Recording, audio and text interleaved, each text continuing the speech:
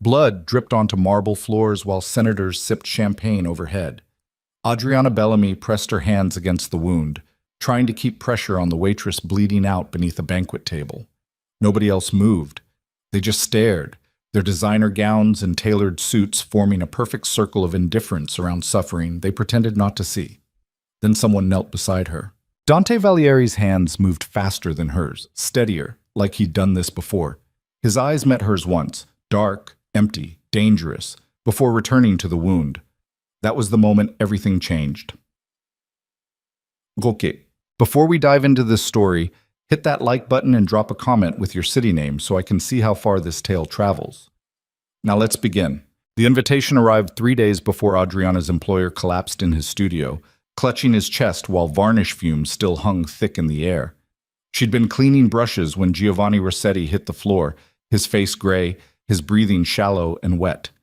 The ambulance took him away strapped to a gurney, oxygen mask fogged with panic, and Adriana stood in the empty workspace surrounded by half-restored panels of cracked wood and peeling gold leaf, wondering what the hell she was supposed to do now. The gala invitation sat on Giovanni's desk, cream-colored paper, embossed lettering that probably cost more than her monthly rent. Palazzo Vescari requests the honor of your presence for an evening benefiting cultural restoration initiatives. Giovanni had circled the date in red ink.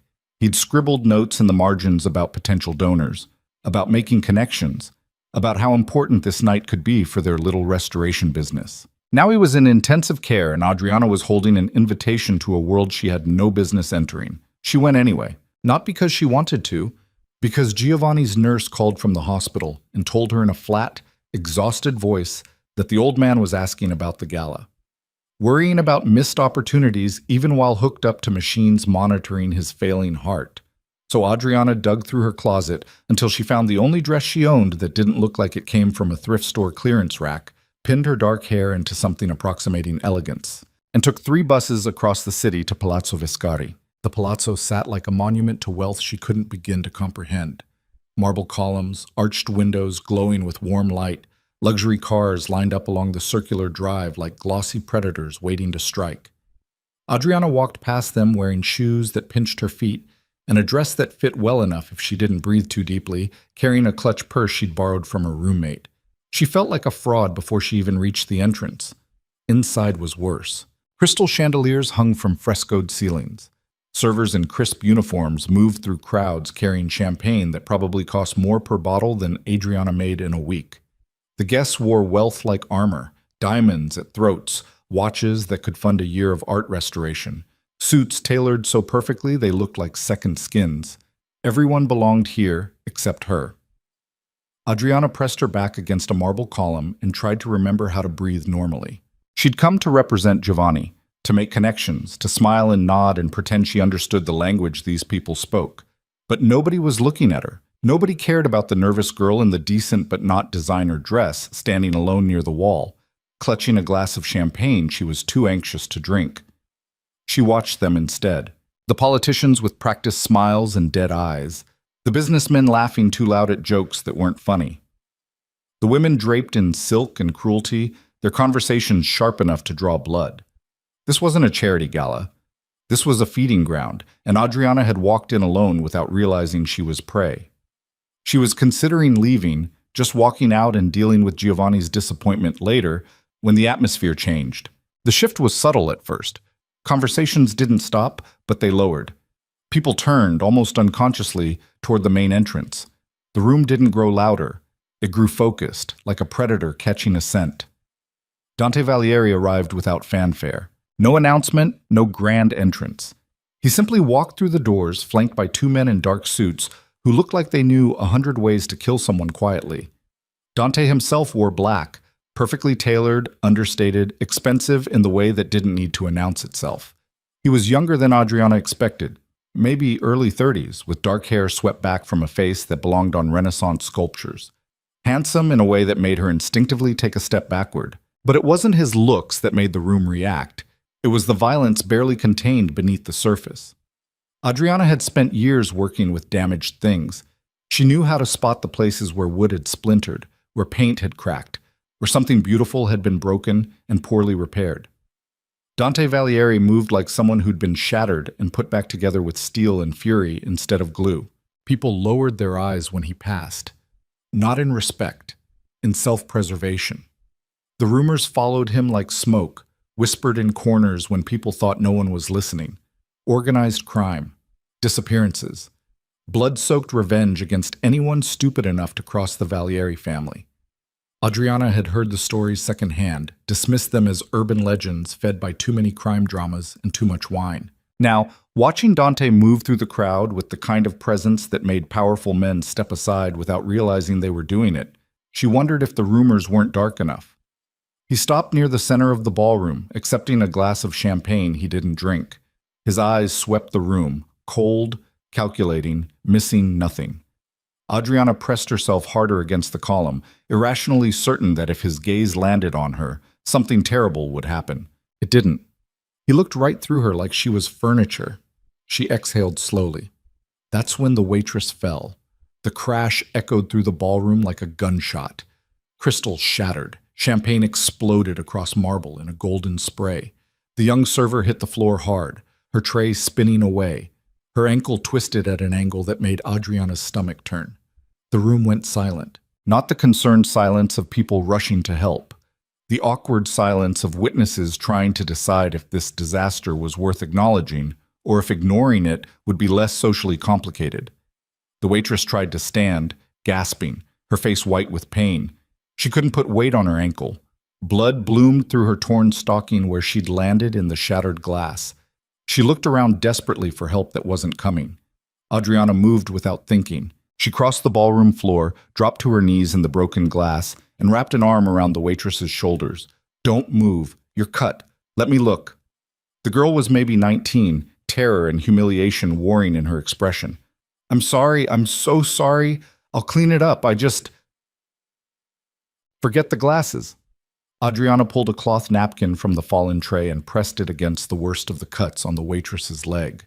The bleeding wasn't terrible, but the ankle looked bad. "We need to get you off this floor." Around them, the crowd watched like Adriana was performing street theater. Nobody helped. Nobody moved. They just stood there in their $1,000 outfits, clutching their champagne, waiting for someone else to handle the mess. Adriana felt rage flash hot and sharp through her chest. Then someone knelt beside her. She felt his presence before she saw him.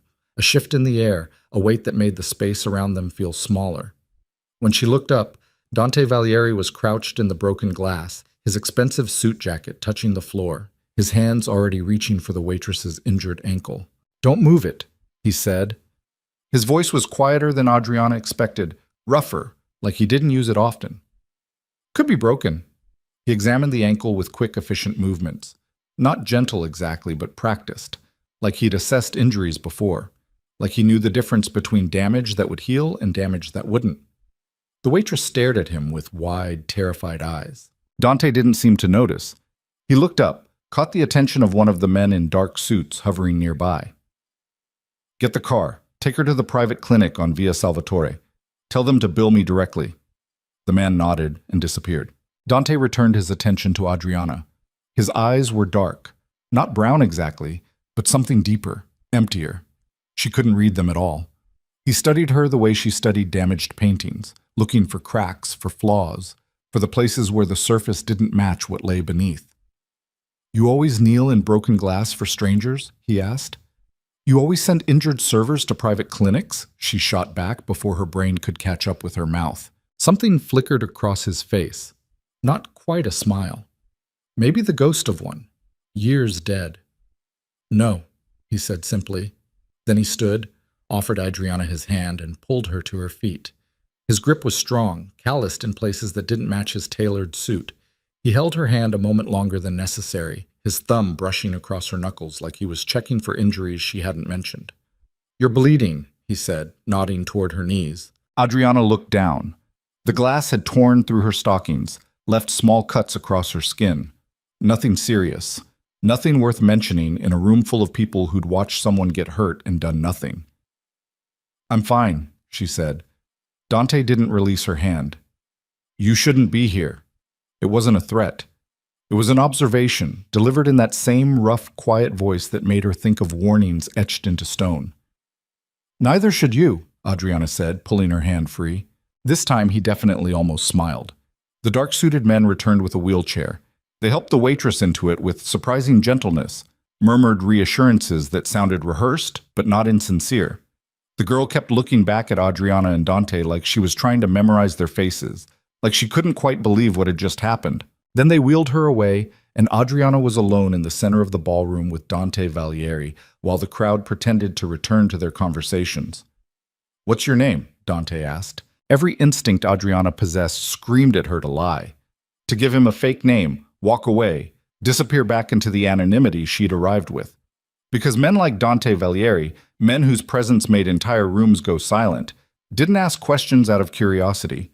They asked because they were collecting information, building files, deciding who was useful and who was expendable. But she'd already knelt beside him in broken glass, already challenged him in front of witnesses, already looked into those empty eyes and refused to flinch. Running now would be pointless. "Adriana Bellamy," she said. "I work in art restoration. My employer was supposed to be here tonight, but he's in the hospital." Dante absorbed this without visible reaction. "So you came alone?" Someone had to represent the business. To a room full of predators. "I didn't realize it was a hunting ground." "Everything is a hunting ground," Dante said quietly. "Some people are just better at hiding the teeth." He reached into his jacket pocket, pulled out a business card, and held it out to her. Heavy cardstock, minimal design, just a name, Dante Valieri, and a phone number. "If you need anything," he said, "call." Adriana stared at the card like it might explode. "Why would I need anything from you?" "Because you walked into this room alone, wearing honesty like armor in a place built on lies." His expression didn't change, but something shifted in his eyes. Recognition, maybe, or warning. "That makes you either very brave or very stupid. Either way, you'll need help eventually." He turned to leave. "Wait," Adriana said before she could stop herself. "That girl, the waitress. You'll really pay for her treatment?" Dante looked back at her. For a moment she thought he wouldn't answer. Then he said, "Yes." "Why?" "Because you asked me to." "I didn't ask you for anything." "You knelt in broken glass while everyone else stood and watched," Dante said. "That was louder than asking." Then he walked away, his guards falling into formation around him, and Adriana stood alone in the center of the ballroom holding a business card she should have thrown away immediately. She didn't throw it away.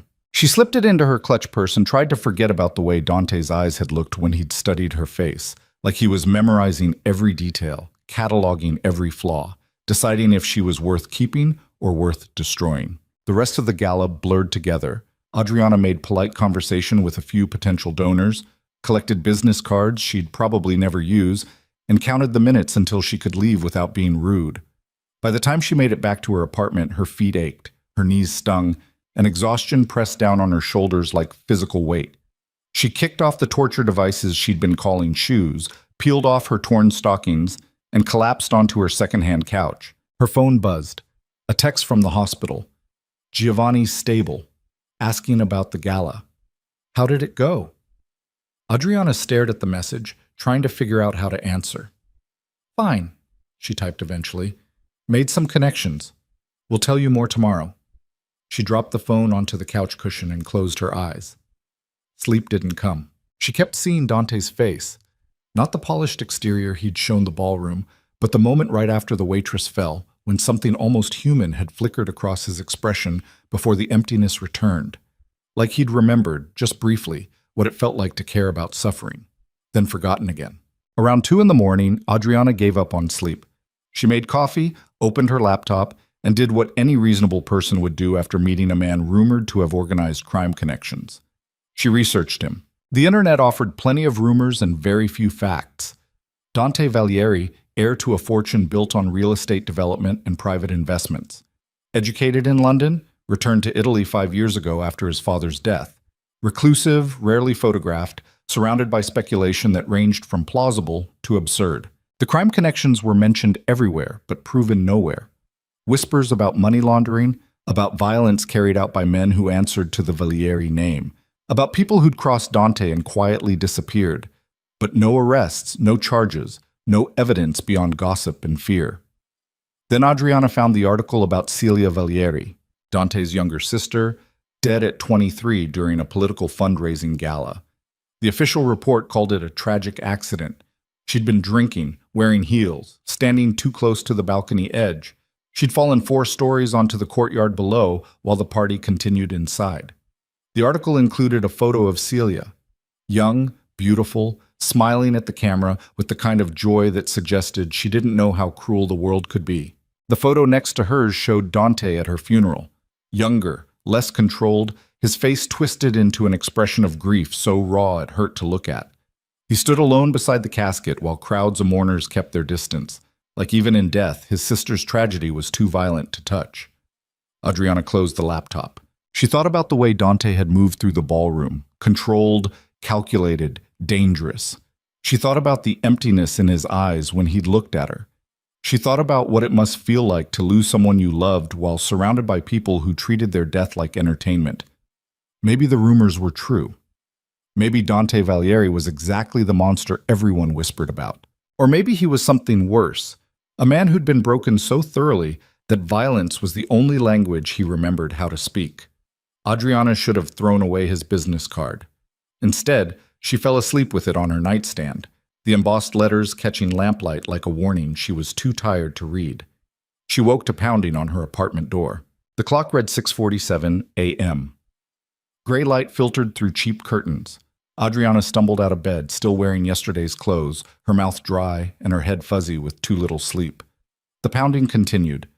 "I'm coming," she called, voice rough. She opened the door to find 2 men in dark suits standing in her hallway, the same men who'd flanked Dante at the gala. Up close, they looked even more dangerous, the kind of dangerous that came from training, from experience, from knowing exactly how much force was required to break bones. Adriana's hand tightened on the doorframe. "Can I help you?" The taller one spoke. "Mr. Valieri requests your presence." "It's not even 7 in the morning." "Mr. Valieri is an early riser." "Well, I'm not. Come back later." She started to close the door. The second man's hand shot out, holding it open, not aggressively, just firmly enough to make his point. "It wasn't a request," he said quietly. Fear spiked through Adriana's chest, sharp and cold. "And if I refuse?" "We'd prefer you didn't." The taller one pulled out a phone, tapped the screen, and held it out to her. "He'd like to speak with you." Adriana took the phone with hands that wanted to shake. She pressed it to her ear. "Hello? Adriana." Dante's voice came through rough, like he'd been awake for hours. "I apologize for the early hour. There's something I need to discuss with you. It concerns your father." Every muscle in Adriana's body went tight. "My father's been dead for 3 years." "I know." "Then what could you possibly have to discuss?" Silence stretched across the line. When Dante spoke again, his voice was quieter, heavier. "I think someone murdered him." The world tilted sideways. Adriana gripped the doorframe, trying to find her balance. Her father's death had been ruled accidental. A warehouse fire during late-night restoration work, electrical fault, no suspicious circumstances. They'd barely found enough of him to bury.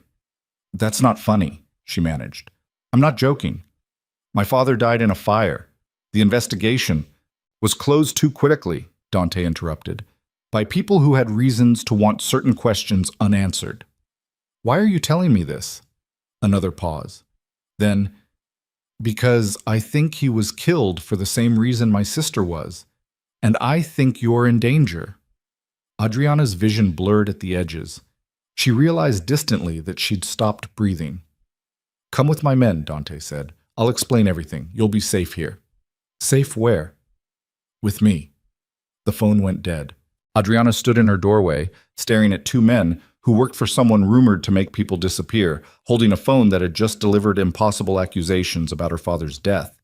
Every rational thought screamed at her to refuse, to call the police, to slam the door and pretend this morning never happened. But underneath the fear, something else stirred. A question she'd carried for 3 years without knowing it existed. What if the fire wasn't an accident? What if her father's death hadn't been random tragedy, but deliberate violence? What if someone had murdered him and gotten away with it? The taller man cleared his throat gently. "Miss Bellamy, we should go." Adriana looked between them. Do I have a choice? Everyone has choices, he said. Some just have better options than others. She thought about her father, about the way the police had closed his case within weeks, about the insurance payout that came too fast, about the sympathetic looks from people who'd never quite met her eyes when discussing the fire. She thought about Dante kneeling in broken glass beside her. She thought about the emptiness in his eyes when he'd said, "That was louder than asking." "Give me 5 minutes to change," Adriana said. Neither man looked surprised. She closed the door, leaned against it, and tried to remember how to breathe normally. Her hands were shaking, her pulse hammered in her throat. Every survival instinct she possessed was screaming at her to run, to hide, to refuse whatever Dante Valieri was offering. But she didn't run. She changed into jeans and a sweater, grabbed her phone and wallet, and walked out the door with two men who might be leading her to answers or might be leading her to her own disappearance. The car waiting downstairs was exactly the kind of vehicle she expected. Sleek, black, windows tinted dark enough to hide whatever happened inside. The taller man opened the rear door. Adriana climbed in before fear could change her mind. The drive took 40 minutes through early morning traffic, heading away from the city center and into the hills where old money built estates behind high walls and private gates. The men didn't speak. Adriana didn't ask questions. She watched the city disappear behind them and tried not to think about what would happen if Dante Valieri turned out to be exactly the monster the rumors suggested. The villa appeared around a curve in the road like something from a dark fairy tale. Stone walls, iron gates, security cameras tracking their approach. The gates opened smoothly, and they drove through onto grounds that probably cost more to maintain than Adriana would earn in her lifetime. The house itself looked old, centuries old probably, but renovated with the kind of money that preserved history while adding every modern security feature money could buy. Cameras, motion sensors, armed guards stationed at intervals that suggested military training rather than simple private security. The car stopped in a circular drive. The taller man opened Adriana's door. "This way, Miss Bellamy." She followed them through an entrance hall that belonged in museums, past artwork that made her restoration instincts scream with recognition and envy. Original pieces, some of them, worth fortunes, casually displayed like they were poster prints from a college dorm. They led her through the house to a study lined with books and dominated by a massive desk. Dante stood at the window, looking out at the lake visible through the glass. He turned when they entered. In daylight, he looked different, more human maybe, or just tired, shadows under his eyes, tension in his shoulders that suggested he carried weight heavier than anyone should. "Leave us," he told the men. They disappeared without argument. Dante gestured to a leather chair near the desk. "Sit, please." Adriana remained standing. "Tell me about my father." "Coffee first. You look like you need it." "I need answers." "You'll get them." Dante moved to a sideboard, poured 2 cups of coffee from an expensive-looking machine. He held one out to Adriana. "But this conversation will be easier if you're caffeinated." She took the cup because her hands needed something to hold. "Start talking." Dante returned to the window, coffee untouched in his hand. For a long moment, he just stared at the lake beyond the glass. "3 years ago," he said finally, "your father was working on restoration projects for several private collectors. One of those collectors was Vittorio De Luca." Adriana's breath caught. Even she'd heard of De Luca. Old money, political connections, whispered ties to organized crime that never quite materialized into charges. "My father restored paintings for a lot of people," she said carefully. "He did. But De Luca's collection was special. Pieces from abandoned churches, private archives, artwork that hadn't been documented properly in decades." Dante turned to face her. "Your father discovered something while working on those pieces. Something hidden." "Hidden how?" "Financial ledgers, concealed inside the frames, the backing boards, sometimes painted over and sealed into the artwork itself." Dante's expression didn't change, but his voice dropped lower. "Evidence of money laundering, bribery, connections between criminal organizations and legitimate businesses. Decades worth of evidence." Adriana's coffee cup trembled in her hands. "That's insane. Your father thought so too."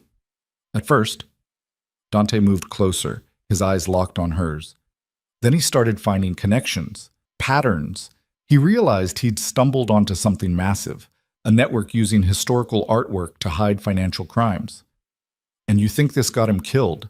I know it did. How? Dante reached into his desk drawer and pulled out a folder. He opened it on the desk surface, revealing photographs, documents, newspaper clippings, all related to warehouse fires, electrical faults, accidents that killed people who worked in art restoration or archives. Your father wasn't the first, Dante said quietly, and he won't be the last. Adriana set down her coffee before she dropped it. Her hands were shaking too badly to hold anything steady. Why are you showing me this? Because I think your father hid evidence before he died, and I think whoever killed him is still looking for it. Why would you care? Dante's expression finally cracked, just slightly, just enough to let something dark and sharp show through. Because the man responsible for hiding those ledgers, the man who built this entire network, is the same man who killed my sister. Silence fell heavy between them. Adriana thought about the article she'd read last night, about Celia Valieri falling from a balcony during a gala, about the official report calling it an accident. Your sister fell, she said slowly. That's what the report said. The reports lied. Dante's voice was flat, empty. Celia discovered something about Vittorio De Luca. I don't know what. She never got the chance to tell me before someone pushed her off that balcony and made it look like a drunken mistake. You can't know that. I know my sister didn't drink. I know she was terrified in the weeks before she died. I know she tried to tell me something was wrong, and I didn't listen because I was too busy trying to protect her from a world that killed her anyway. The pain in his voice was old, deep, worn smooth by years of carrying it. Adriana wanted to back away from it, wanted to refuse this entire conversation and return to her safe, small life where the worst thing she dealt with was cracked varnish and difficult clients. But she couldn't stop looking at the photographs on the desk, couldn't stop thinking about her father's death, about the fire that burned too hot, too fast, about the investigation that closed too quickly. What do you want from me? She asked. Dante met her eyes. Help me find what your father hid. Help me destroy the people who killed him. And when it's over, you'll have answers about how he died. And if I refuse, then you go home, and I'll do this alone. Dante's expression hardened. But understand that De Luca knows your father had a daughter.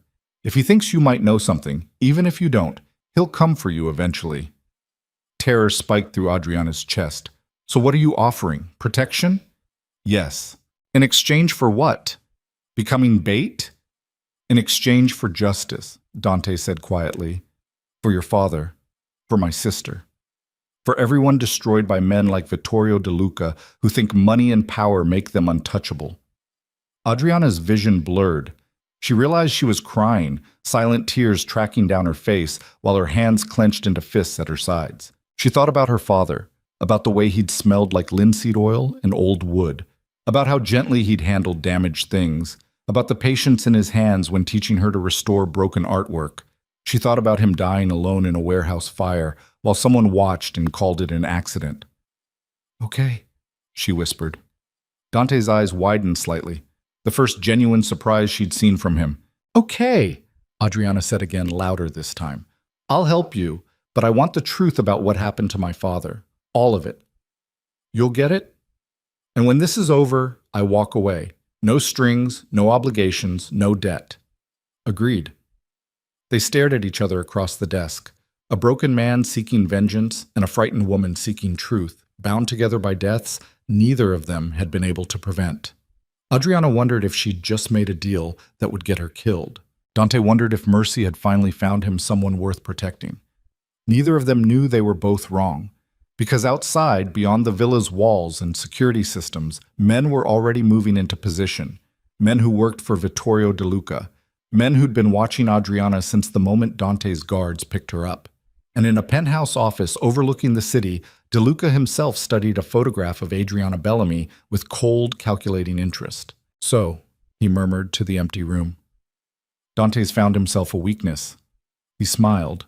The villa had too many doors. Adriana noticed this first, how every hallway seemed to branch into 3 more, how rooms connected through passages she hadn't seen on first glance, how the whole place felt designed for people who needed multiple escape routes. She followed Dante through corridors lined with artwork worth more than her entire neighborhood. past windows that showed nothing but manicured grounds and the glittering lake beyond, and tried not to think about how far she was from anything resembling safety. He stopped at a heavy wooden door, pulled a key from his pocket, and unlocked it with a decisive click. "This is yours," he said, pushing it open. The room beyond looked like it belonged in a boutique hotel. King bed with actual quality linens, furniture that matched, windows overlooking the lake with curtains that probably cost more than Adriana's monthly rent. A bathroom visible through an open door, marble, rainfall shower, the kind of luxury she'd only seen in magazines. "I don't need all this," Adriana said. "You need somewhere to sleep." Dante gestured toward a dresser. "There are clothes, they should fit. If they don't, tell Bianca and she'll get others." "Who's Bianca?" "The housekeeper. She runs this place better than I do." He moved toward the door. "Get settled. Someone will bring you breakfast." "Wait." Adriana's voice came out sharper than intended. "You can't just lock me in a luxury prison and call it protection." Dante turned back slowly. "The door doesn't lock from the outside. But I can't leave." "You could. I wouldn't recommend it. Because I'm bait. Because you agreed to help me find what your father hid, and that work starts today." His expression didn't change, but something shifted in his eyes. "Unless you've changed your mind." Adriana wanted to say yes. Wanted to demand he take her home immediately. Wanted to pretend this morning never happened. But the photographs were still burned into her memory. The warehouse fires, the accidents, the pattern of deaths surrounding people who worked with DeLuca's collection. Her father's face in the obituary photo. "I haven't changed my mind," she said quietly. Dante nodded once. "Good. Rest. We'll talk more this afternoon." He left, closing the door behind him with a soft click that felt too much like a cell locking. Adriana stood in the center of the room, surrounded by luxury that felt like a cage, and wondered what the hell she'd gotten herself into. The breakfast arrived an hour later, delivered by a woman who introduced herself as Bianca, with the kind of smile that suggested she'd killed people and felt no remorse about it. She was maybe 60, gray hair pulled back in a severe bun, wearing practical clothes that somehow looked elegant anyway. "Eat," Bianca said, setting down a tray. "You look half-starved." "I'm fine. You look like you haven't had a decent meal in weeks." Bianca's eyes swept over Adriana with the efficiency of someone conducting an assessment. "Dante said you work in art restoration. That explains the chemical smell in your hair." Adriana's hand went self-consciously to her head. "I showered yesterday." "Varnish gets into everything. Trust me, I know. My husband worked restoration before he died." Bianca moved toward the door, paused. "Eat the food. You'll need your strength." "For what?" "For surviving Dante's version of protection." She left before Adriana could ask what that meant. The food was excellent. Fresh bread, fruit that actually tasted like fruit, coffee that made her apartment's instant powder seem like a war crime. Adriana ate mechanically, tasting nothing, her mind spinning through everything Dante had told her.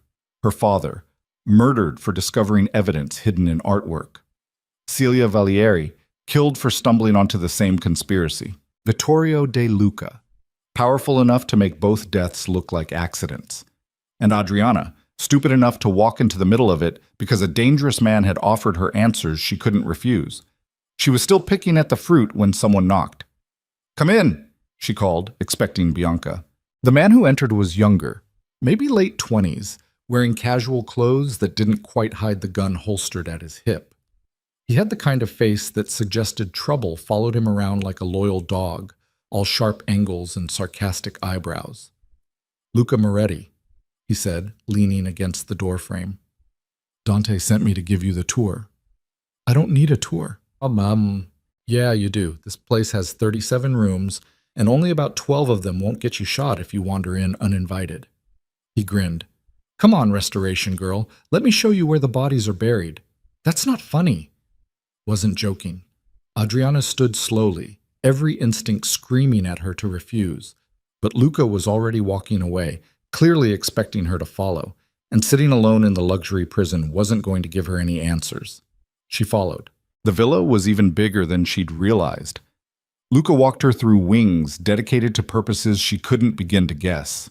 Rooms full of filing cabinets, rooms with nothing but locked safes, rooms that looked like they'd been set up for meetings, and abandoned mid-conversation. The artwork everywhere made her restoration instincts scream. Original pieces, some of them. Probably stolen, definitely priceless, casually displayed like they were reproductions from a furniture store. Don't touch anything, Luca said cheerfully. Half this stuff is insured for amounts that would make your ancestors cry. Where did it all come from? Dante's father collected. Dante inherited. Some of it's probably cursed, honestly. The old man had shit taste. They turned down another corridor. Adriana tried to memorize the route and failed immediately. So what's your story? Luca asked. How'd you end up in Dante's crosshairs? I knelt in broken glass at a gala. Luca stopped walking. Seriously? Seriously. Huh. He studied her with new interest. And he decided you were worth protecting. He decided I might have information about my father's death. Right, the restoration guy who got torched. Luca started walking again. Yeah, we've been looking into that. Ugly business. Adriana's chest tightened. You knew about my father? Dante's been tracking anyone connected to DeLuca's collection for 2 years. Your dad's name came up 6 months ago. Luca's casual tone didn't match the weight of what he was saying. Fire happened too fast, investigation closed too clean, all the signs of professional work. Professional work? Adriana repeated flatly. You mean murder. I mean someone wanted your father dead and had the resources to make it look accidental. Luca glanced back at her. Sorry, that probably sucks to hear. You think? They reached a set of double doors. Luca pushed them open, revealing a massive room that made Adriana's breath catch. It was a restoration studio. Professional grade, better equipped than anywhere she'd ever worked. Examination tables, proper lighting, chemical storage, tools she'd only seen in catalogs she couldn't afford. And covering every available surface, wooden panels, canvases, frames in various states of damage. All of them looked old, really old. Welcome to the collection, Luca said. Dante's been acquiring pieces that passed through DeLuca's hands. Figured if your father hid evidence in artwork, maybe others did too. Adriana moved into the room like she was in a trance. Her hands itched to touch the damaged wood, to examine the cracked varnish, to start the careful work of revealing what lay beneath centuries of dirt and repair. She stopped in front of a panel showing a Madonna and Child, the paint flaking, the wood warped, the whole thing probably 16th century and definitely worth a fortune. Can I touch it? She asked. That's why you're here. Adriana pulled on a pair of conservation gloves from the supply table and carefully lifted the panel. It was heavier than expected, the wood solid despite the visible damage. She turned it over, examining the backing. Someone had repaired this. Recently. Within the last decade, judging by the type of adhesive used, her father's work. She'd know his technique anywhere, the precise application, the minimal intervention, the respect for the original materials. He'd touched this piece. His hands had been exactly where hers were now. You okay? Luca asked. Adriana realized she was crying, silent tears tracking down her face while she held a painting her dead father had restored. Yeah, she lied. I'm fine. Right. And I'm a priest. Luca's voice gentled slightly. Look, I know this is heavy, but Dante thinks these panels might contain the evidence we need. If you can find it, I'll find it. The words came out harder than intended, sharp with grief and anger and determination she hadn't known she possessed. Luca smiled. Good. Because we're running out of time. What does that mean? Means DeLuca knows Dante's been collecting these pieces. Means he's getting nervous. Means people are about to start dying faster. Luca moved toward the door. I'll leave you to it. Yell if you need anything. Try not to break the priceless historical artifacts. He left. Adriana stood alone in the restoration studio, surrounded by damaged artwork and her father's ghost, and got to work. The first panel revealed nothing. She examined every inch, the wood grain, the paint layers, the backing boards, the frame joints. Nothing hidden, nothing unusual except the damage time and neglect had inflicted. The second panel was the same. The third panel made her pause. The backing board sat wrong. Too thick for the period, too new for the frame. She carefully removed it, working slowly to avoid damaging the aged wood, and found a second board underneath. Older, original, and covered in faint pencil marks. Numbers, dates, initials. Adriana's hands started shaking. She pulled out her phone, took photographs, then carefully replaced everything exactly as she'd found it. Her heart hammered against her ribs. This was it. This was what her father had discovered. Evidence hidden so carefully that only another restorer would think to look for it. She needed to tell Dante. Adriana left the studio, tried to retrace her steps through the villa, and got immediately lost. The corridors all looked the same. Every turn led to 3 more options. She was about to give up and just start yelling for help when she heard voices. Can't keep her here indefinitely.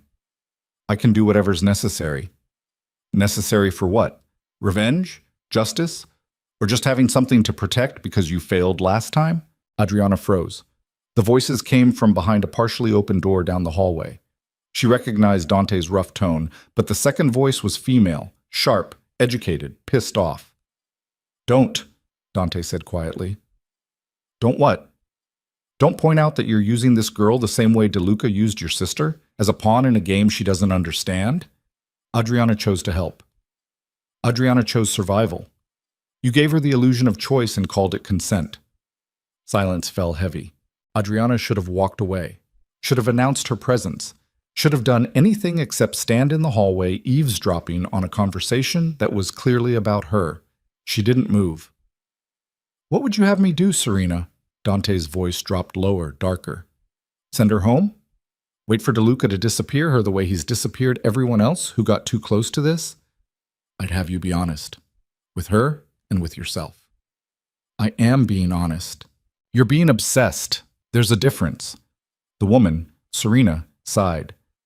She's not Celia. Protecting her won't bring your sister back. I know that. Do you? Because from where I'm standing, you're making the same mistakes.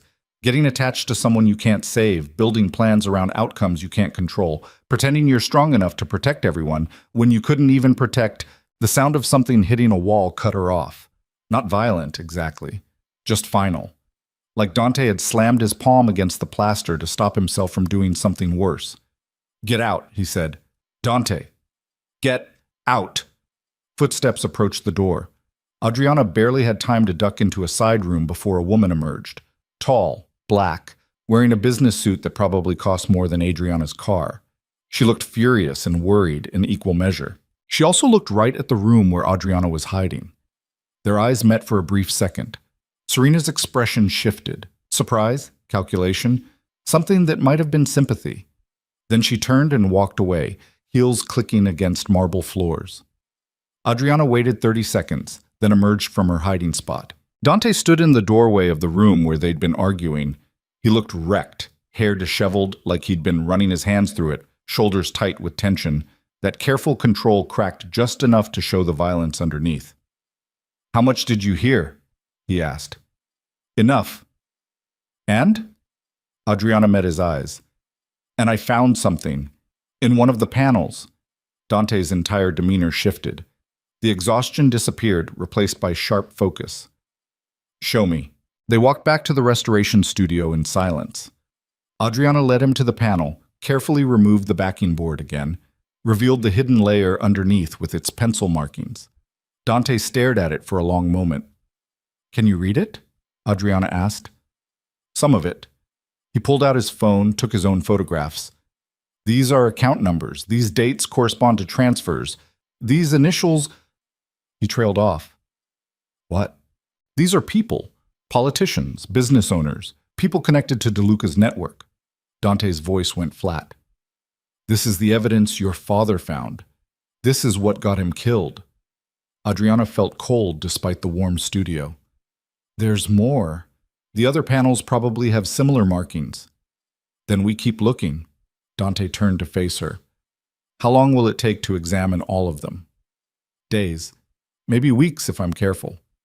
We don't have weeks. Then we have however long it takes to do this right. Adriana crossed her arms. You want evidence that'll actually hold up? Evidence that can destroy DeLuca? Then I do this properly or I don't do it at all. They stared at each other. Adriana refused to look away first. She was tired of powerful men making decisions for her, tired of being treated like a pawn in games she didn't understand. Dante's expression softened slightly. Not much, just enough. Okay, he said. We do it right. and you tell me the truth. All of it. About what? About what Serena said. About using me. About whether I'm really here to find evidence or just here because you need someone to save. Dante's jaw tightened.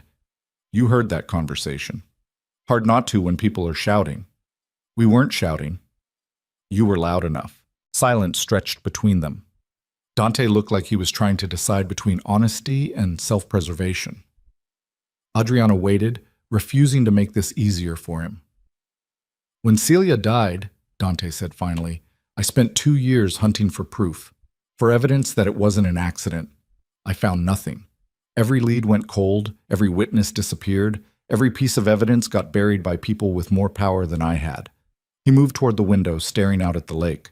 Then I found the connection to the artwork, found your father's name in the archives, found the pattern of deaths. His reflection in the glass looked haunted, and I realized I'd been looking in the wrong places. The evidence wasn't in boardrooms or bank accounts. It was hidden in plain sight, in artwork that powerful people collected and everyone else ignored. So you started acquiring the pieces, Adriana said quietly. Yes. Every panel, every canvas, every frame that passed through DeLuca's hands. I bought them, stole them, threatened collectors until they sold. Built this collection piece by piece.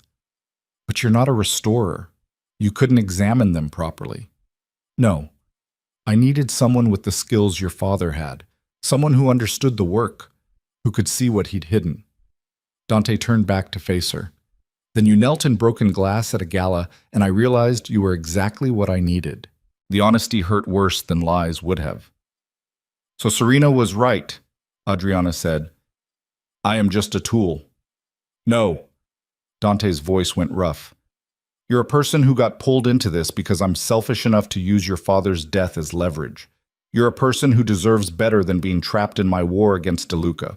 And you're a person I'm trying very hard not to care about because everyone I care about ends up dead. The rawness in his admission made Adriana's chest ache. I'm not Celia, she said. I know. I'm not your redemption. I know that too. And when this is over, I leave. That was the deal. Yes. They stared at each other across the restoration studio, both of them damaged in different ways, both of them trapped in a game started by people who'd been dead for years. Okay, Adriana said. Then let's find the evidence. Let's destroy DeLuca, and then I walk away and you let me. Dante nodded once. Neither of them believed the last part. The days blurred together after that. Adriana worked from dawn until her eyes couldn't focus anymore, examining panel after panel, carefully documenting every hidden marking, every concealed number, every piece of evidence her father had painstakingly recorded before someone killed him for it. The villa's rhythms became familiar. Bianca brought food at regular intervals and threatened bodily harm if Adriana didn't eat. Luca stopped by to tell inappropriate jokes and remind her that the world outside still existed. A younger guy named Nico, built like a boxer, sweet as a puppy, helped move the heavier panels when Adriana needed them repositioned. And Dante watched. Not constantly, not obviously. But Adriana felt his presence like a weight. In the doorway of the studio late at night when he thought she wasn't paying attention, in the security footage she accidentally saw on Luca's tablet, in the way everyone in the villa seemed to orbit around her safety like it was their primary directive. She should have found it creepy. Instead, it felt oddly protective, like for the first time in 3 years someone gave a damn whether she lived or died. That realization terrified her. On the 5th day, Serena appeared in the restoration studio. Adriana looked up from the panel she was examining to find the woman studying her with cool calculation. Up close, Serena was even more intimidating, tall, elegant, radiating the kind of intelligence that missed nothing. We should talk, Serena said. About what? About the fact that you're falling for a man who's going to get you killed. Adriana's hand stilled on the panel. I'm not falling for anyone. Right, and I'm the Queen of England. Serena moved closer, her heels clicking against the floor. Look, I get it. Dante's compelling when he wants to be. Broken men always are. They make you think you can fix them, that your love or understanding or whatever will heal the damage. I'm here to find evidence, that's all. Keep telling yourself that. Serena's expression softened slightly.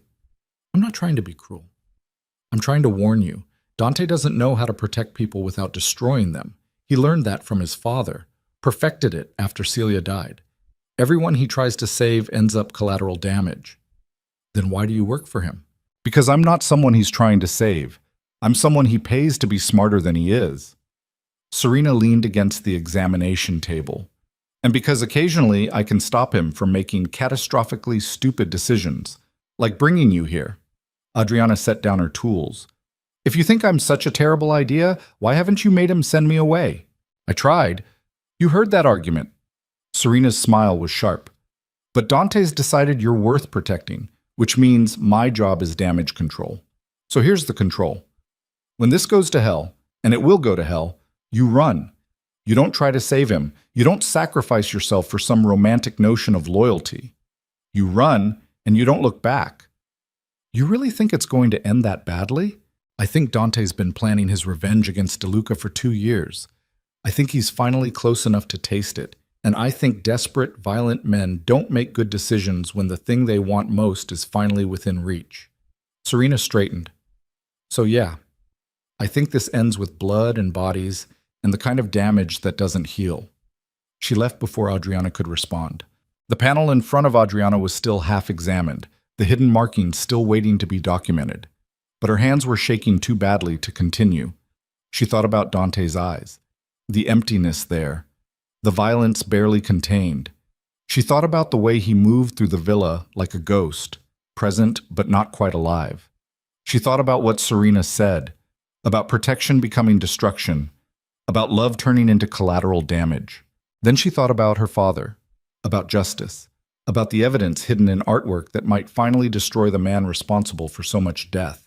She picked up her tools and got back to work. That night, gunfire shattered the silence. Adriana jerked awake to the sound of bullets tearing through glass. She rolled out of bed on instinct, hit the floor hard, her heart hammering. More gunfire, automatic weapons, multiple shooters, the distinctive crack of rounds hitting stone. Her door burst open. Luca stood there, gun drawn, face grim. Basement, now. What's happening? DeLuca's men found us. Move. He grabbed her arm, hauled her into the corridor. The villa had transformed into a war zone. Armed men running tactical formations, orders shouted in Italian, the distinct percussion of return fire coming from multiple positions. Luca pulled her down a staircase Adriana had never seen before, through a door that looked like part of the wall, into a basement that felt like a bunker. Other people were already there. Bianca, checking ammunition in a handgun like this was routine. Nico, bleeding from a cut on his forehead, but still standing. Serena, typing frantically on a laptop. Sit, Luca ordered, pushing Adriana toward a chair. Don't move. He disappeared back up the stairs. Adriana sat, trying to process what was happening. DeLuca's men, here, attacking Dante's home with enough firepower to start a war. How many? Serena asked without looking up from her laptop. 8 that we've counted, Bianca replied. Professional crew, they knew exactly where to hit the security gaps. Inside information. Has to be. The implications of that hung heavy in the air. Someone in Dante's organization had betrayed him. Someone had told DeLuca exactly how to breach the villa's defenses. More gunfire rattled overhead.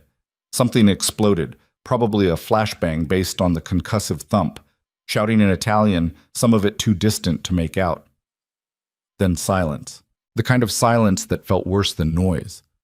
Adriana's hands were shaking. She pressed them against her thighs, trying to stop the trembling, trying to breathe normally despite the terror clawing at her chest. Footsteps on the stairs. Everyone in the basement went tense. Serena's hand moved toward a gun on the table. Bianca's fingers settled on her trigger. Nico positioned himself between the stairs and Adriana. Dante appeared, covered in blood that probably wasn't his, carrying a rifle like it was part of his body. His eyes swept the basement, cataloging everyone present, lingering on Adriana long enough to confirm she was unharmed. Clear, he said. They're retreating. Casualties? Serena asked. 2 of ours wounded, none dead. DeLuca lost 4 men. Dante's voice was flat, empty. They weren't here to kill us. They were here to send a message. What kind of message requires a firefight? The kind that says DeLuca knows what we're doing and wants us to know he can reach us whenever he wants. Dante set down the rifle. We're moving. Everyone. Tonight. Moving where? Luca asked, reappearing behind Dante with blood on his shirt and exhaustion written across his face. The lake house. Smaller, easier to defend, farther from the city. Dante's eyes found Adriana again. Pack what you need. We leave in 30 minutes. He turned to go. Wait, Adriana said, standing. What about the panels, the evidence? Already being loaded into trucks. They're fragile. They need proper handling, climate control, protective. Then come supervise it yourself, Dante interrupted. But we're leaving regardless. He disappeared up the stairs. Adriana looked at Serena, who was watching her with an expression that might have been pity. Still think you're just here for the evidence? Serena asked quietly. Adriana didn't answer. She went upstairs to pack what little she'd brought, her hands still shaking, her mind spinning. DeLuca had just attacked Dante's home, had sent men with guns and a message that said nowhere was safe. And Adriana was right in the middle of it. The lake house turned out to be less house and more fortress carved into a hillside overlooking dark water. 3 stories of stone and reinforced glass, security systems that probably cost more than most people's houses, sight lines that gave defenders every advantage. They arrived just before dawn, a convoy of vehicles carrying people, weapons, and artwork wrapped in protective materials that made Adriana's professional soul weep. She supervised the unloading personally, directing where each panel should go, how they should be stored, which ones needed immediate climate stabilization. Dante watched from a distance, rifle still in his hands, eyes scanning the tree line like he expected another attack at any moment. Maybe he did.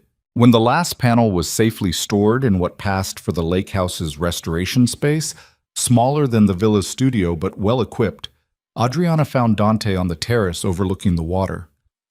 "We need to talk," she said. "About what?" "About the fact that men just tried to kill us. About the fact that someone in your organization betrayed you. About the fact that I signed up to find evidence, not get caught in a war." Dante didn't turn around. "You want to leave. I want to understand what I'm actually doing here. You're helping me destroy the man who killed your father. By becoming a target myself? By being the only person who can find evidence hidden so well that DeLuca's spent 3 years looking for it." Dante finally faced her. In the pre-dawn light, he looked older, more worn. "Your father documented decades of criminal activity. He hid it in artwork because he knew that's the last place people like DeLuca would think to look. And he died before he could tell anyone where to find it. So I finish his work. Yes. And then what? DeLuca kills me too? No." Dante's voice went hard. "Then I kill DeLuca." The certainty in his tone made Adriana's breath catch. "You can't guarantee my safety," she said quietly. "No, but I can make sure that if something happens to you, the man responsible doesn't survive to celebrate it." It was the most honest thing he'd said to her. Adriana stared at him, this broken, violent man who'd pulled her into his war and promised her nothing except vengeance. She should have demanded he take her home, should have walked away while she still could. Instead, she said, "The panels. I need better lighting in the restoration space, and more conservation supplies. If we're going to do this, we do it right." Something shifted in Dante's expression, not quite relief, maybe recognition. "Make a list," he said. "Luca will get whatever you need." He started to walk away. "Dante," Adriana called. He stopped. "Serena said everyone you try to protect ends up collateral damage. Is that true?" Silence stretched between them. When Dante spoke, his voice was barely above a whisper. "Yes." Then he left her alone on the terrace while dawn broke over the lake, and Adriana realized she'd just chosen to stay anyway. The next week passed in a blur of careful restoration work and mounting paranoia. Adriana examined panels while armed guards rotated shifts outside the restoration space. She documented evidence while Serena built legal cases. She photographed hidden markings while Luca made jokes that got increasingly dark as the days wore on. And Dante planned. She heard him sometimes, late at night when she couldn't sleep, his voice carrying from whatever room he used as an office, discussing strategy with Serena, laying out scenarios, preparing for violence that seemed more inevitable than possible. The evidence grew: account numbers, transfer dates, initials of people involved in money laundering, bribery, murder. Her father had documented it all with the precision of someone who knew he was building a case that might get him killed. He'd been right. On the 8th day at the lake house, Adriana found something different. Hidden in the backing of a particularly damaged panel, a crucifixion scene, the paint almost entirely flaked away, was a photograph. Old faded, showing two men shaking hands in front of what looked like a government building. One of the men was Vittorio De Luca. The other was Dante's father. Adriana's hands went numb. She stared at the photograph, trying to make sense of what she was seeing. Dante's father and De Luca, clearly friendly, clearly connected. This wasn't the relationship of enemies. This was partnership. Footsteps behind her. She turned to find Dante in the doorway, his expression unreadable. "How long have you been standing there?" she asked.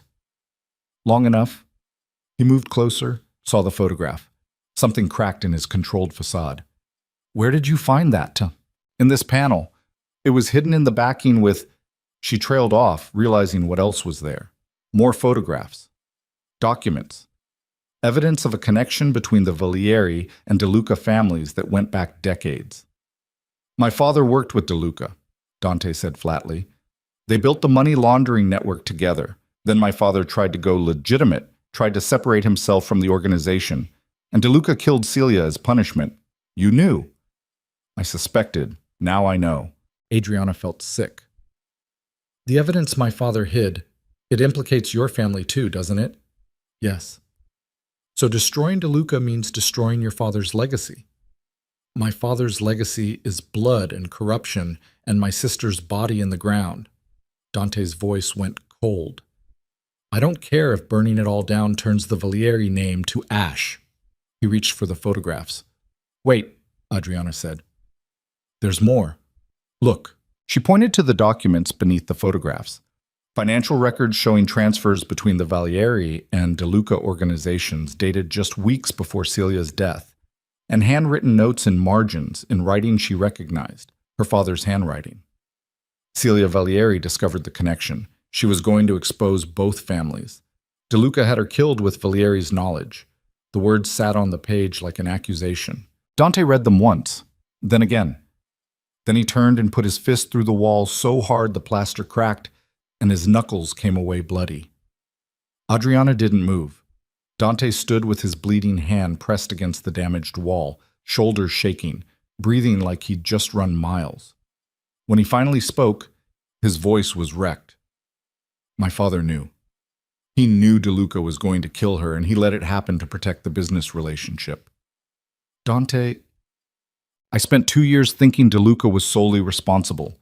2 years hunting for revenge against the wrong enemy." He laughed, bitter and broken. "My father killed her. He just had De Luca do it for him." Adriana wanted to touch him, to offer comfort, to do something, but she'd seen men this close to shattering before. Sometimes comfort made it worse. "What do we do with this?" she asked quietly. Dante pulled his hand away from the wall, looked at his bloody knuckles like he was surprised to find them damaged. "We use it, all of it. We expose everyone. De Luca, my father's organization, everyone who had a hand in Celia's death. We burn it all down and make sure the fire's hot enough that nothing survives.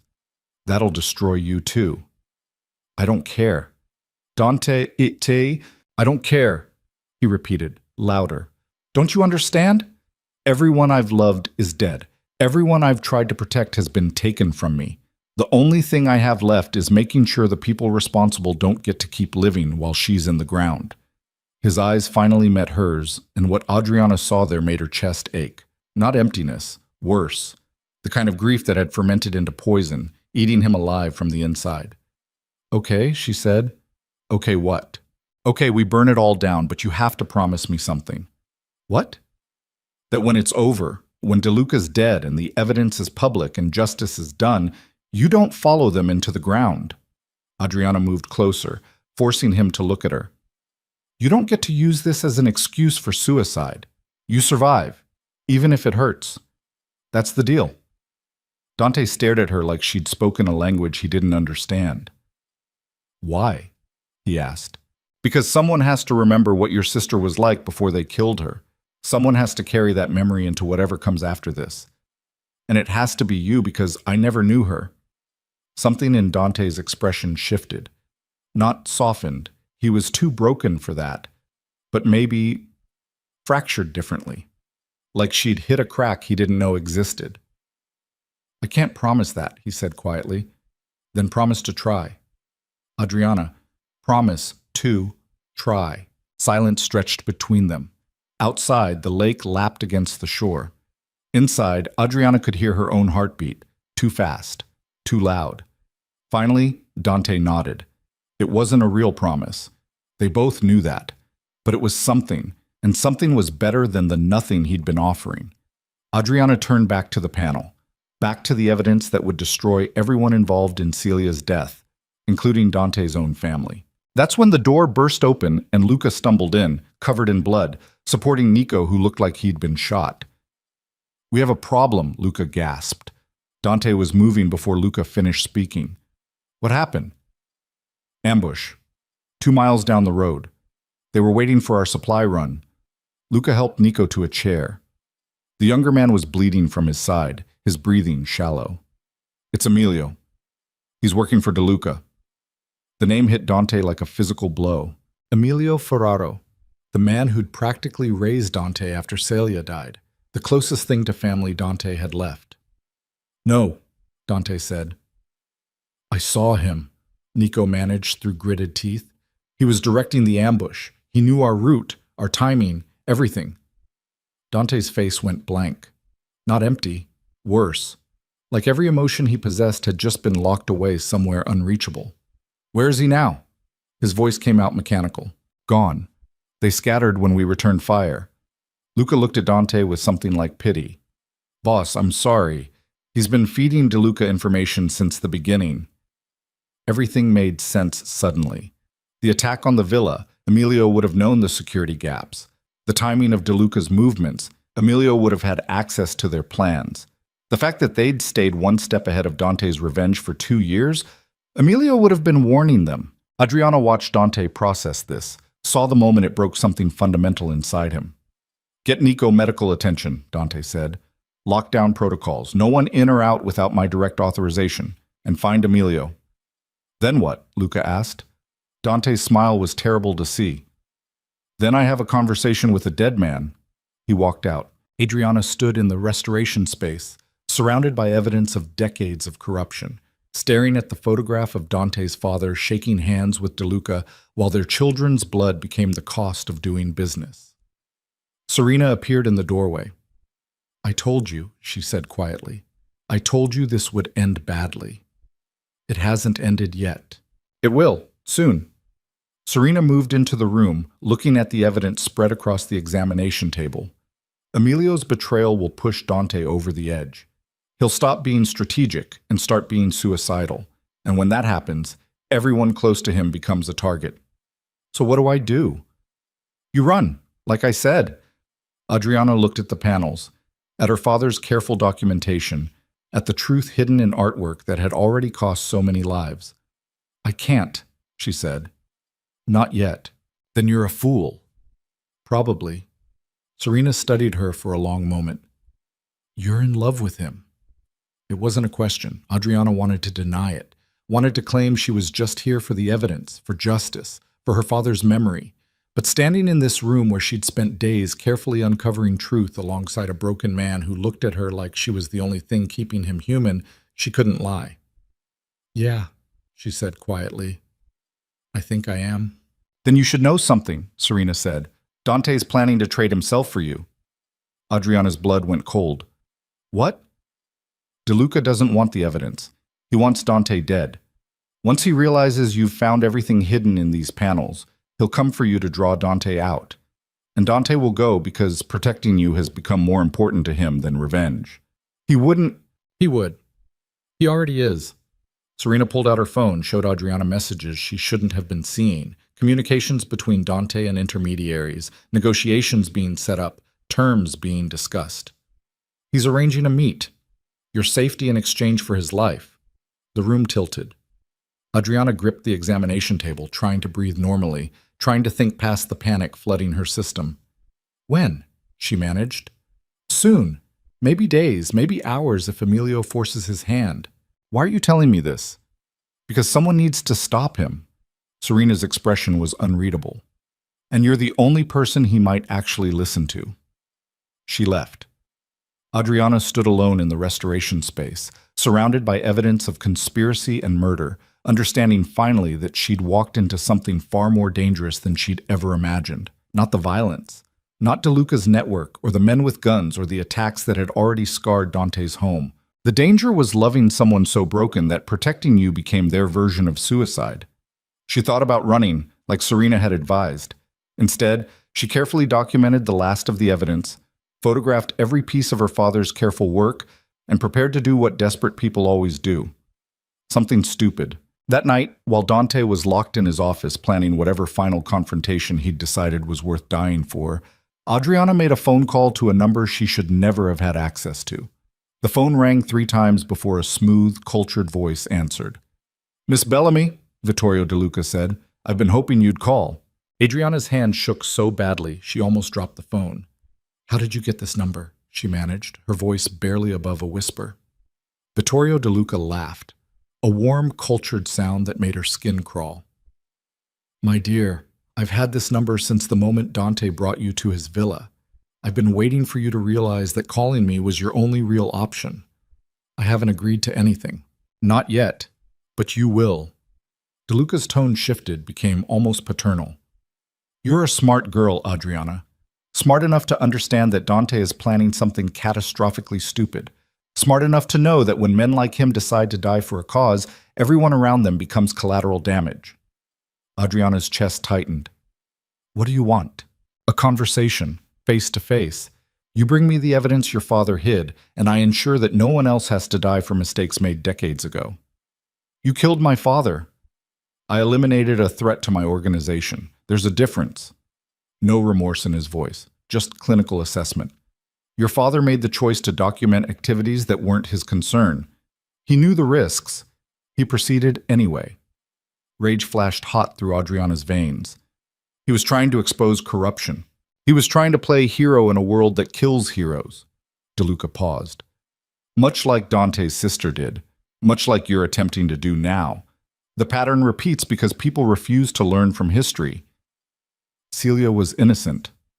Celia was dangerous. She discovered connections between my organization and Dante's father that could have destroyed both families. She had to be neutralized. Still no emotion, just facts delivered like weather reports.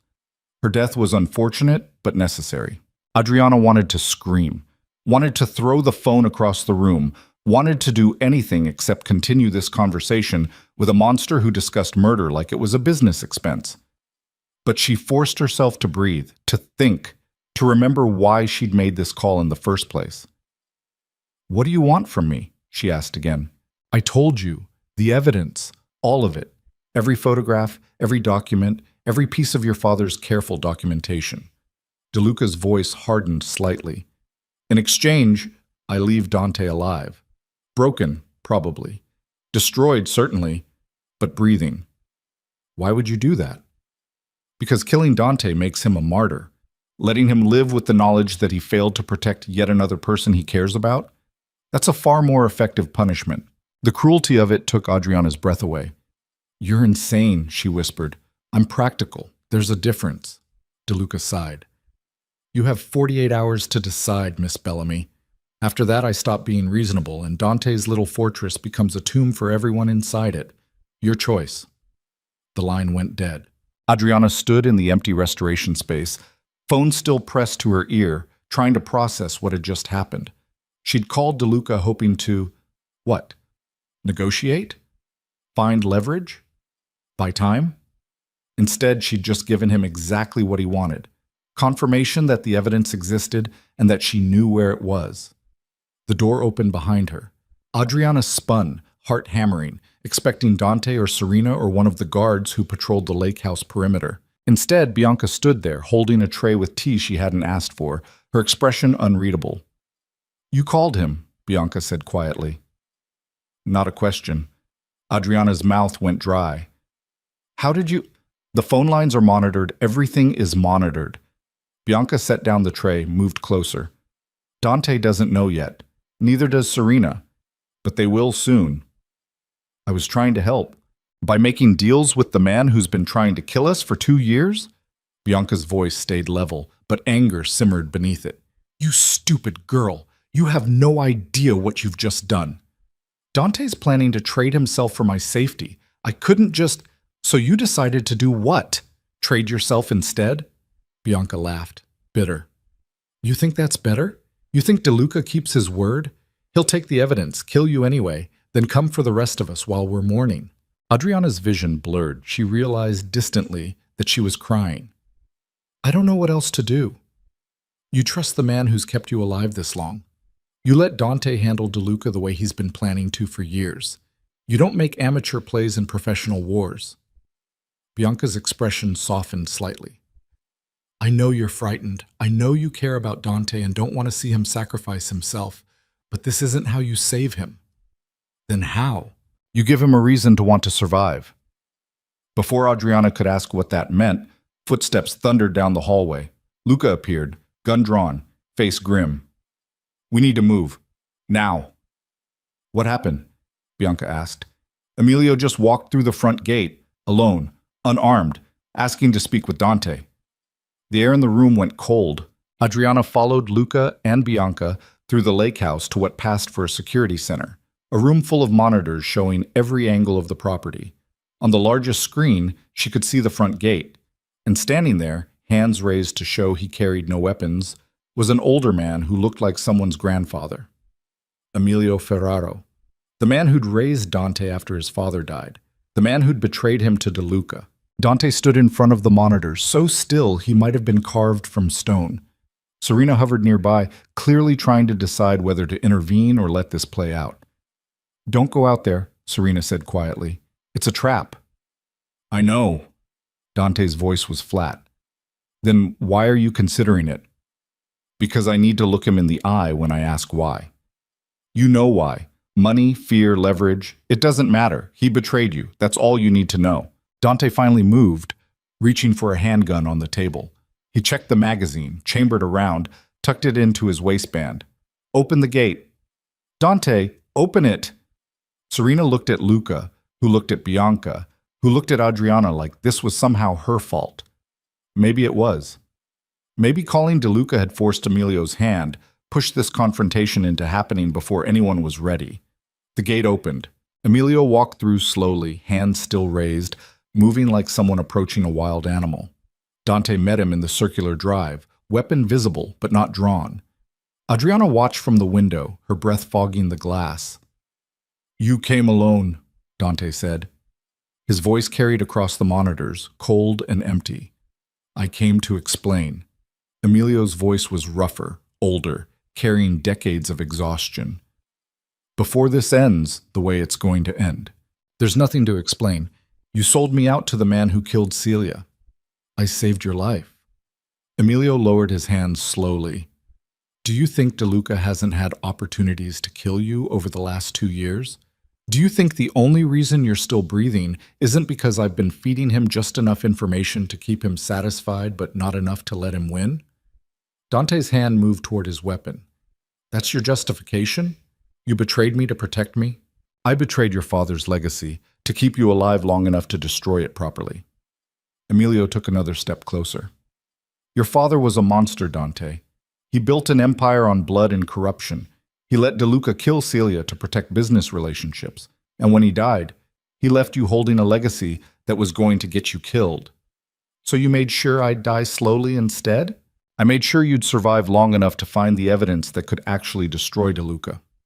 Emilio's expression cracked. Your father hid things, not just in the artwork, in properties, in accounts, in legal structures buried so deep that even DeLuca doesn't know they exist. I've spent 2 years feeding him scraps while you found the real ammunition. Dante went very still. What properties?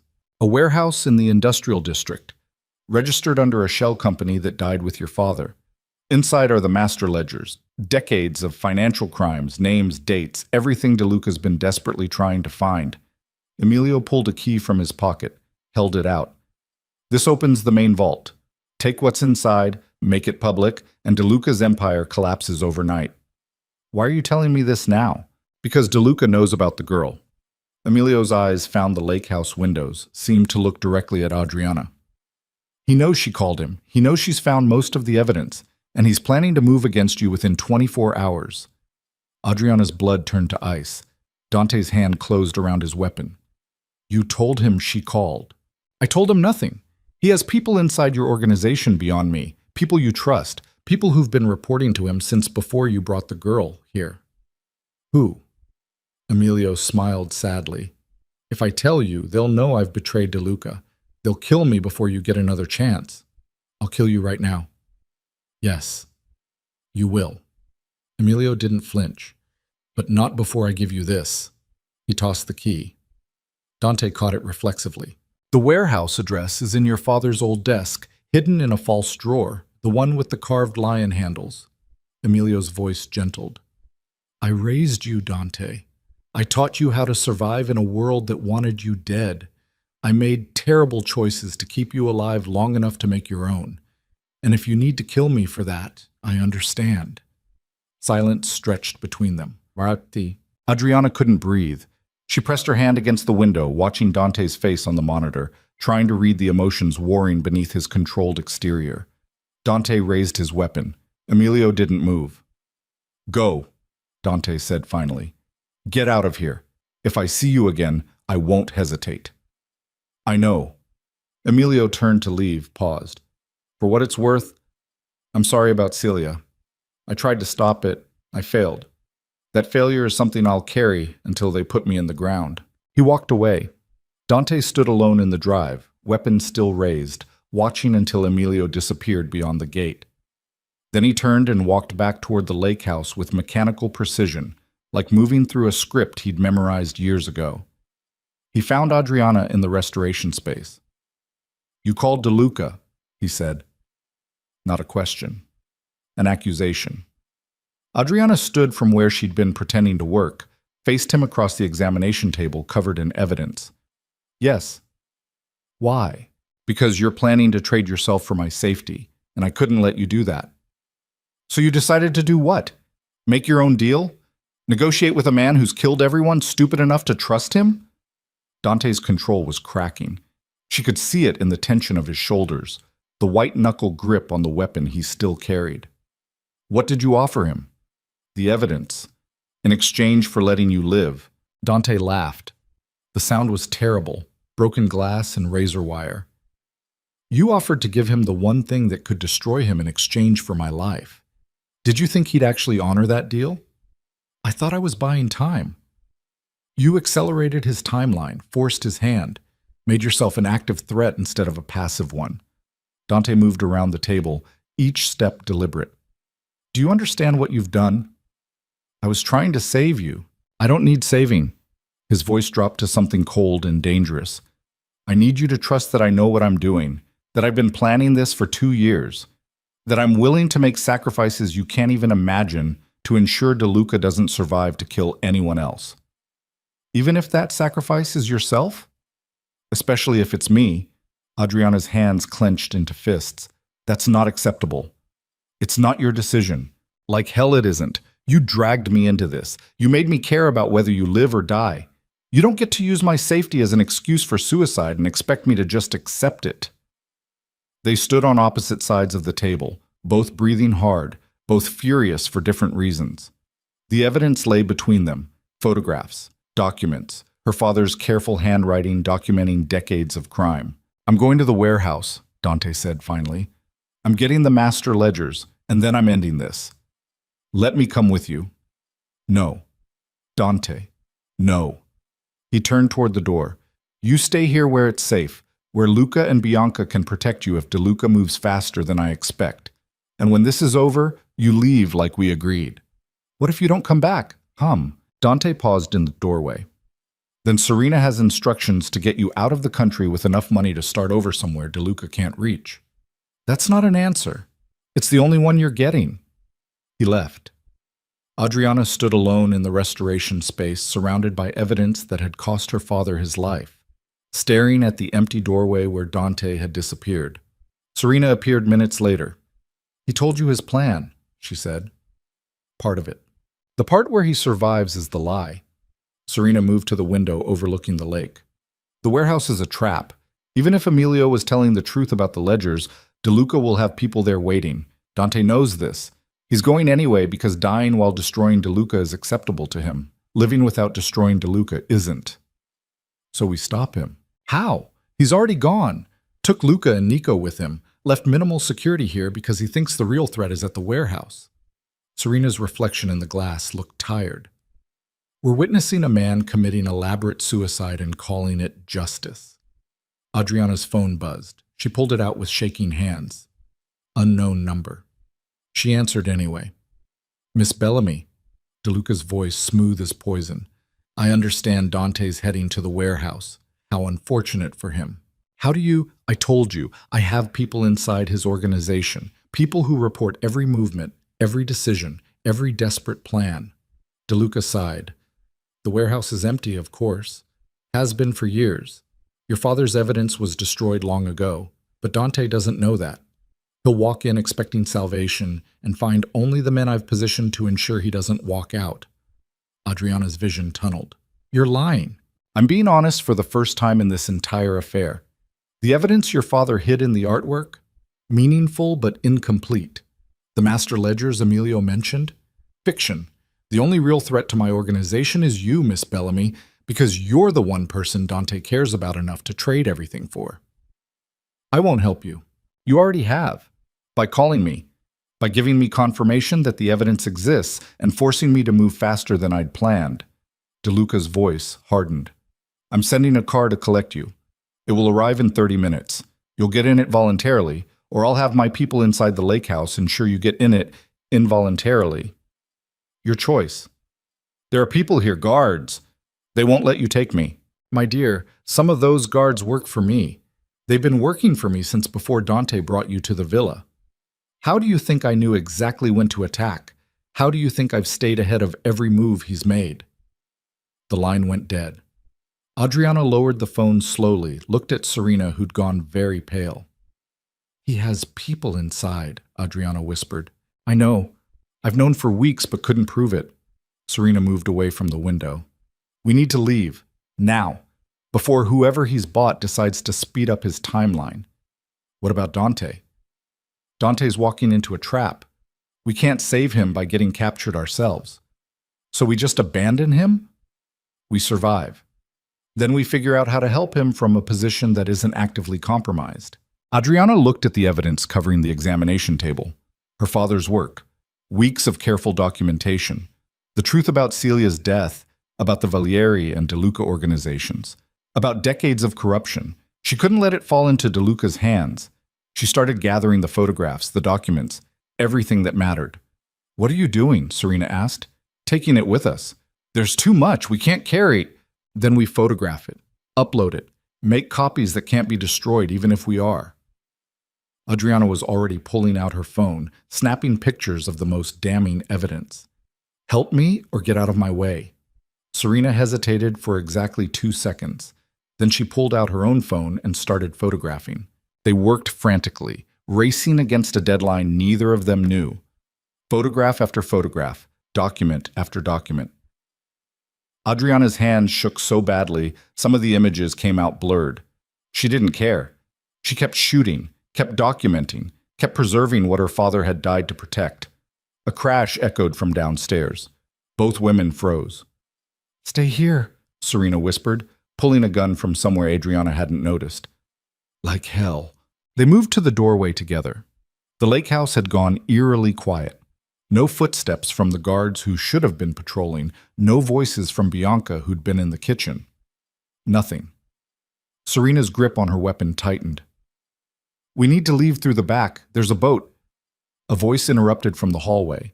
Male, unfamiliar, carrying the flat affect of someone following orders. Miss Bellamy, Mr. DeLuca would prefer you come voluntarily, but he's authorized us to use force if necessary. Adriana's blood went cold. Serena pulled her backward, deeper into the restoration space. The window. Can you climb? Down 3 stories? Better than the alternative. They moved toward the window. Serena unlatched it, pushed it open. Cold air rushed in from the lake below. Footsteps in the hallway.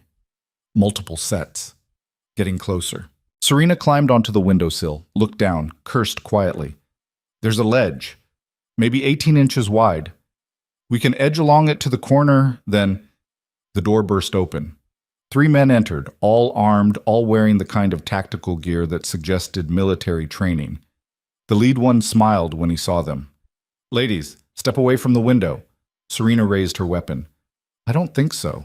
Ms. Vale, we have orders not to harm you unnecessarily, but Miss Bellamy needs to come with us. Don't make this difficult. Difficult is my specialty. Serena fired. The sound was deafening in the enclosed space. The lead man dropped, clutching his shoulder. The other 2 returned fire immediately. Adriana hit the floor, hands over her head, ears ringing. Glass exploded above her as bullets tore through the examination table, through the artwork, through everything her father had died to preserve. Serena kept firing, backing toward the window, providing cover. Go, she shouted at Adriana. Get out, run. I can't leave you. You can, and you will. Someone has to warn Dante. Someone has to get this evidence out. Serena's eyes were fierce. Don't let us die for nothing. Adriana crawled toward the window while bullets punched holes in the walls above her. She made it to the sill, looked down at the 3-story drop to the lake below, and realized she had exactly 2 choices. Jump and probably die. Stay and definitely become DeLuca's prisoner. She jumped. The fall seemed to last forever and no time at all. Wind screamed past her ears. The lake rushed up to meet her. She hit the water hard enough to drive all the air from her lungs, cold shocking through her system like an electric current. Down she went, into darkness that pressed against her from all sides. Her lungs burned. Her limbs went numb. She kicked frantically toward what she hoped was up, toward light that seemed impossibly distant. She broke the surface, gasping, choking, barely able to keep her head above water. Behind her, the lake house erupted with more gunfire. She couldn't see if Serena had made it out, couldn't see anything except the shore maybe 100 yards away and her own breath fogging in the cold air. She swam. It took everything she had. Her clothes dragged her down. Her phone was dead weight in her pocket. Her muscles screamed with cold and exertion. But she kept swimming, kept fighting, kept moving because stopping meant drowning, and drowning meant DeLuca won. She made it to shore finally, crawled onto rocks that tore her hands, collapsed face down on solid ground, and just breathed. Behind her, the gunfire had stopped. Adriana forced herself to look back at the lake house. Smoke rose from the restoration space window. She couldn't see anyone moving, couldn't tell if Serena was alive or dead or captured. She was alone. Soaking wet, freezing, weaponless, phoneless, with no way to contact Dante and no way to warn him that he was walking into a trap. She started walking. The nearest road was maybe 2 miles through woods that weren't designed for hiking in wet clothes and torn shoes. Adriana stumbled through them anyway, teeth chattering, hands shaking, trying to remember the route Luca had driven when they'd first arrived. She needed to get to the warehouse, needed to warn Dante, needed to stop him from walking into whatever DeLuca had prepared. She made it to the road finally, stood in the middle of the empty pavement trying to flag down cars that weren't coming. Her vision blurred. She realized she was crying again, frustrated tears mixing with lake water still dripping from her hair. Headlights appeared around a curve. Adriana stepped into the middle of the road, waving her arms. The car slowed, stopped. The window rolled down. Bianca stared at her from the driver's seat. "Get in," she said quietly. Adriana hesitated. "How did you—" "Get in the car, girl, before someone else finds you." Adriana climbed into the passenger seat, still dripping, still shaking. Bianca handed her a blanket without comment, put the car in drive, pulled back onto the road. "Where are we going?" Adriana asked. "The warehouse." "Where else?" "How did you know?" "I've been doing this longer than you've been alive. I know when a plan goes sideways." Bianca's hands were steady on the wheel. "Serena?" "I don't know. There was shooting. I jumped." "Smart girl." They drove in silence for a few minutes. Adriana wrapped herself in the blanket, trying to stop shaking, trying to think past the terror still flooding her system. "Dante's walking into a trap," she said finally. "I know. We have to warn him." "Can't. He's not answering his phone. Neither is Luca or Nico." Bianca's jaw tightened, which means they're either already dead or already engaged.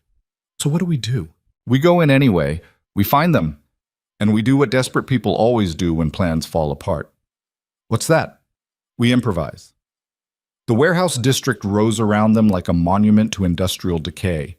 Abandoned buildings, rusted equipment, streets that hadn't seen maintenance in decades. Bianca killed the headlights, drove slowly between structures that loomed like tombstones.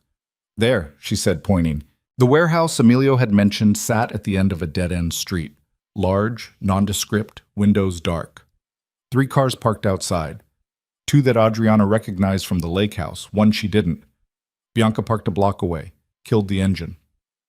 Stay here, she said, reaching for a gun in the glove compartment. Like hell.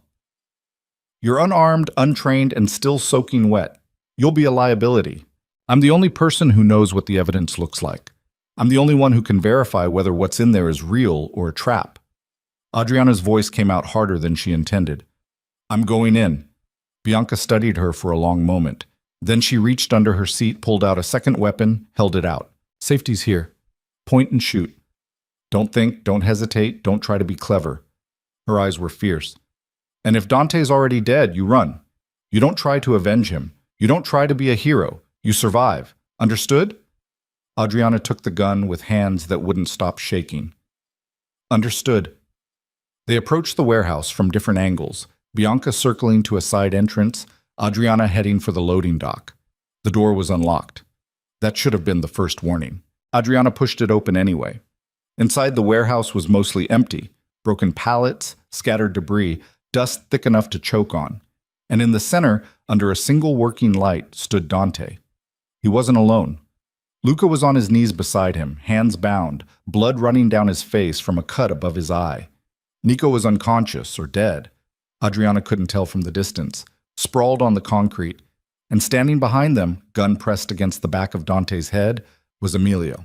I'm sorry, Emilio said quietly. I'm so sorry, son. But DeLuca has my daughter. He's had her for 6 months. If I don't deliver you, he kills her. Dante's face was blank. So you sold me out. I sold you out the moment he took her. Everything else, the information, the warnings, the key to this warehouse, all of it was designed to get you here alone. Emilio's hand shook, but his grip on the weapon stayed firm. I told myself I was protecting you while I found a way to save her. But there is no way. There's just this. Then do it, Dante said flatly. Dante, if your daughter's life is worth mine, then pull the trigger. End this. Maybe DeLuca keeps his word and lets her go. You know he won't. I know. Dante's eyes finally showed something. Not fear, not anger, just bone-deep exhaustion. But you need to believe he might. So do it. Emilio's finger moved toward the trigger. Adriana raised her weapon, aimed at Emilio's back, and realized she couldn't shoot. Not because she didn't want to, because her hands were shaking too badly to guarantee she wouldn't hit Dante instead. Then the warehouse exploded with light and sound. Doors burst open on all sides. Men in tactical gear poured in. At least a dozen, all armed, all moving with professional precision. They surrounded Dante and Emilio within seconds, weapons trained from every angle. And walking through the main entrance, calm and collected like he was arriving at a business meeting, came Vittorio DeLuca. He was older than Adriana expected, maybe 70, white hair perfectly styled, expensive suit that probably cost more than a car. He looked like someone's elegant grandfather, right up until you saw his eyes. Cold, empty. The eyes of someone who'd ordered deaths the way other people ordered coffee. Dante, DeLuca said pleasantly, thank you for making this so easy. Dante didn't respond, just stared at DeLuca with an expression that promised violence if he got the chance. DeLuca's eyes swept the warehouse, landed on Adriana hiding in the shadows near the loading dock. He smiled. And Miss Bellamy, how lovely. I was told you drowned. Clearly my people were mistaken. He gestured, and 2 of his men moved toward her position. Please join us. This conversation involves you. Adriana had exactly 1 second to decide. Run and get shot in the back. Surrender, and maybe buy time for something she hadn't figured out yet. She lowered her weapon, raised her hands, and walked into the light. DeLuca's smile widened. Excellent choice. Emilio, you can lower your weapon. I have what I came for. Emilio stepped back from Dante, looking wrecked. My daughter is perfectly safe, for now. DeLuca's tone suggested she wouldn't stay that way. Your continued cooperation ensures she remains so. Emilio's face crumpled. One of DeLuca's men took Adriana's weapon, patted her down professionally, then shoved her forward. She stumbled, caught herself, ended up standing maybe 10 feet from where Dante knelt in the dirt. Their eyes met. She expected anger, blame, recrimination for getting captured after he'd told her to stay safe. Instead, she saw something that looked like grief. "I'm sorry," Dante said quietly. "For what?" "For getting you killed." DeLuca laughed. "No one's getting killed tonight. That would be wasteful." He pulled out a phone, tapped the screen, held it up. The screen showed a live feed. A young woman, maybe 20, dark hair, terrified eyes, tied to a chair in what looked like a basement. Emilio made a sound like he'd been punched. "My daughter," he whispered. "Your leverage," DeLuca corrected. "As long as you're useful, she lives. The moment you're not—" He tapped the screen again. The feed showed a man standing behind the chair, gun visible. "Well, you understand." He pocketed the phone, turned his attention to Adriana. "Now then, Miss Bellamy, let's discuss the evidence your father hid." Adriana's mouth went dry. "It doesn't exist. The restoration panels were empty. Please don't insult my intelligence. We both know you've spent weeks carefully documenting every piece of evidence hidden in artwork that passed through my collection decades ago." DeLuca moved closer. "The question is whether you've been smart enough to preserve copies." "I haven't." "Lie to me again, and I'll have Emilio shoot Dante in the kneecap." Adriana's breath caught. "I uploaded photographs to a cloud server, which you can access from any device." "Excellent." DeLuca gestured to one of his men, who produced a tablet. "Log in. Show me what you have." "And if I refuse?" "Then I start removing pieces of people you care about until you comply. We can start with Luca's fingers, work our way up to more vital organs." DeLuca's expression didn't change. "I'm a patient man, Miss Bellamy, but patience has limits." Adriana took the tablet with hands that wouldn't stop shaking. She logged into the cloud account, pulled up the photographs she and Serena had taken before the attack. DeLuca studied them, scrolling through image after image. His expression remained neutral until he reached the photograph of himself shaking hands with Dante's father. "Ah," he said quietly. "So you found the connection." "You and Dante's father built the laundering network together," Adriana said. "Then when he tried to go legitimate, you killed his daughter as punishment." "I eliminated a threat. His daughter discovered connections that could have destroyed both our organizations. Her death was regrettable but necessary." DeLuca continued scrolling. "Much like this situation." He reached the end of the photographs, looked up at Adriana with something that might have been respect. "Your father did excellent work. Thorough, detailed, carefully hidden. He must have known it would get him killed eventually." "He knew. He did it anyway." "Then he was a fool. Principled, certainly, but foolish nonetheless." DeLuca handed the tablet back to his man. "Delete the account, all of it. Every backup, every copy, every trace." "Already done, sir." Adriana's heart stopped. "No." "Yes. Your father's evidence, your weeks of work, all of it erased with a few keystrokes. Such is the nature of digital ephemera." DeLuca's smile was terrible. "Did you really think I'd let proof of my crimes exist when I have the resources to make it disappear? People have seen it. Serena saw it.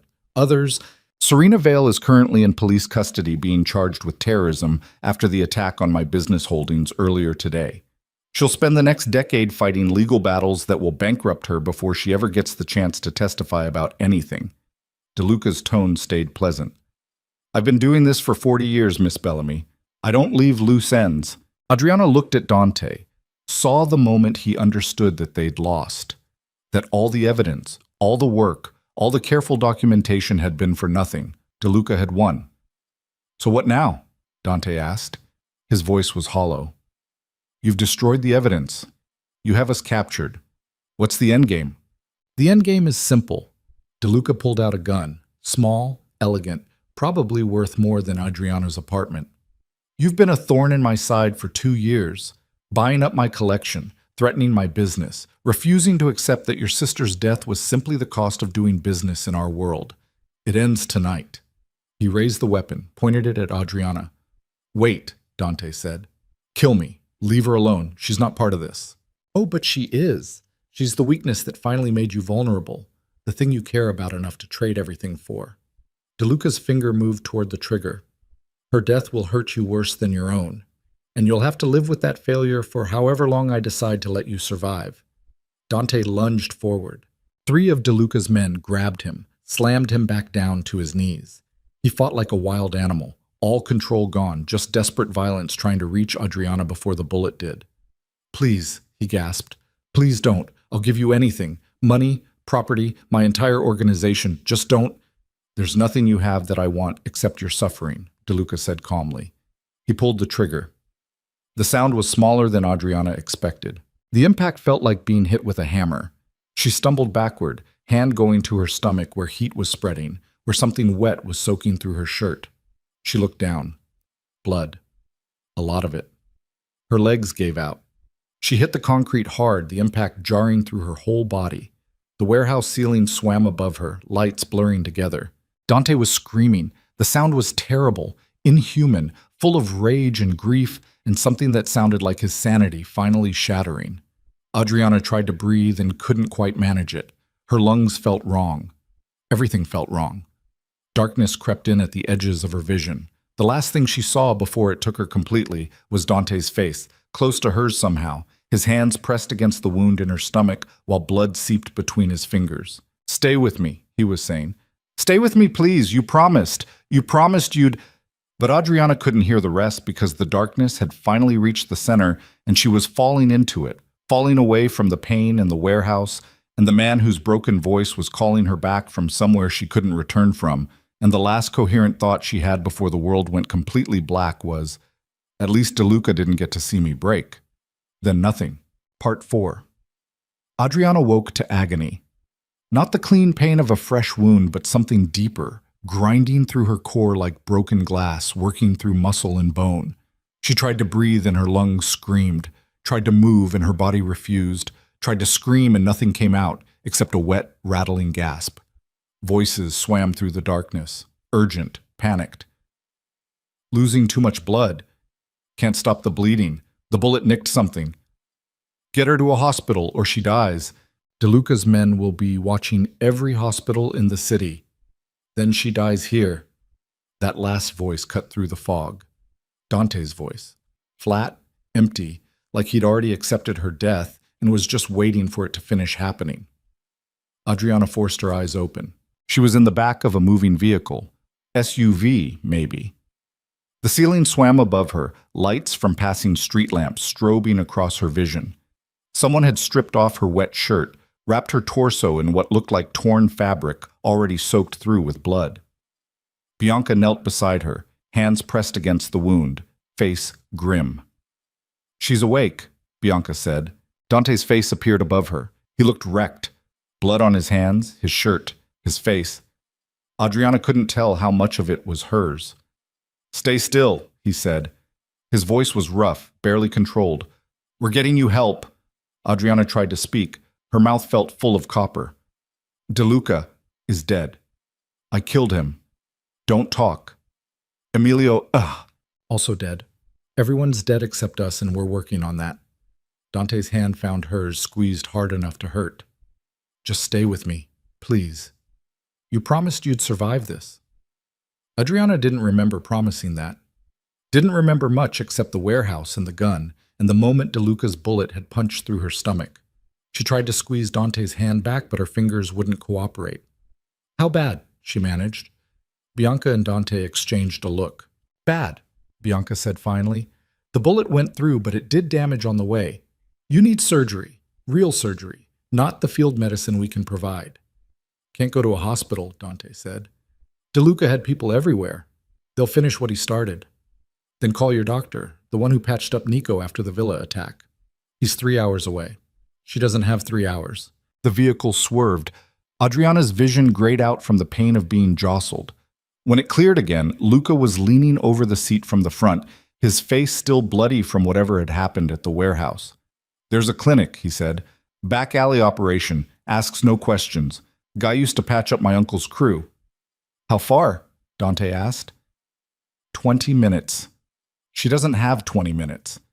She doesn't have a choice. Dante's jaw clenched. Drive faster. The vehicle accelerated. Adriana's world became pain and motion, and the feeling of her life leaking out through Bianca's fingers. She tried to focus on Dante's face, on the way his eyes looked when he thought she wasn't watching, raw with the kind of fear that came from watching someone die and being powerless to stop it. "Your hand," she whispered. "It's shaking." Dante looked at their joined hands. His fingers trembled against hers. "Yeah. You never shake. I've never watched you die before. Not dead yet. Don't." His voice cracked. "Don't make jokes. Don't act brave. Just stay alive."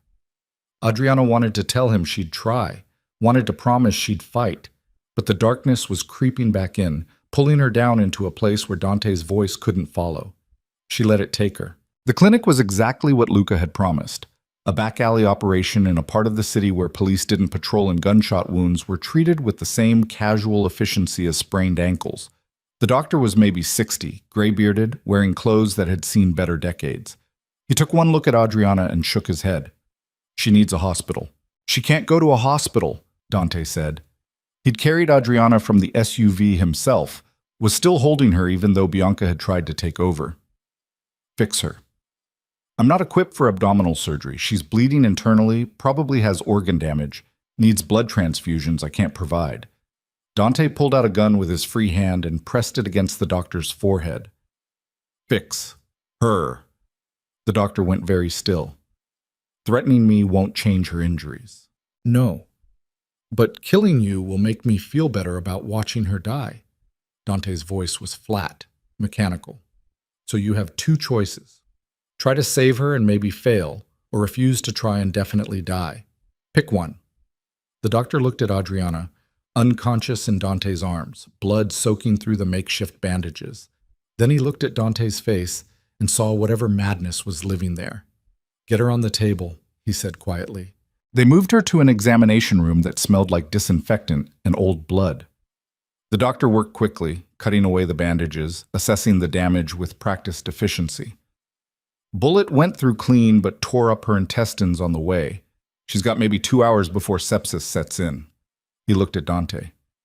"I can try to repair the damage, but I'm going to need help and you're going to need to leave." "I'm not leaving her." "You stay, you'll be in the way. Your choice. Step outside and let me work, or stand here being useless while she bleeds out." Bianca grabbed Dante's arm. "Come on, let him do his job." Dante didn't move. He stared at Adriana's face, pale, slack, barely breathing. His hand was still tangled in hers. "If she dies," he said to the doctor, "you die. Slowly. Understand?" "Perfectly." Bianca physically dragged Dante out of the room. He fought her for exactly 3 steps, then something in him broke, and he let himself be led away. The hallway outside the examination room was narrow, dirty, lit by fluorescent lights that flickered every few seconds. Dante slumped against the wall and slid down until he was sitting on the floor, elbows on his knees, head in his hands. Luca appeared from wherever he'd been checking perimeter security. "Nico's stable. Doctor saw him first. Concussion, some broken ribs. Nothing fatal." Dante didn't respond. "Boss, you hear me?" "I heard you." Luca crouched down beside him. "You killed DeLuca. Put 3 rounds in him before his men even processed what was happening. I've never seen you move that fast." "Wasn't fast enough. You got Adriana out. You got all of us out. DeLuca's dead, his operation's in chaos, and we're still breathing." Luca's voice gentled. "That's a win." "She's dying on a table in a back alley clinic because I got her shot. That's not a win. That's me failing again."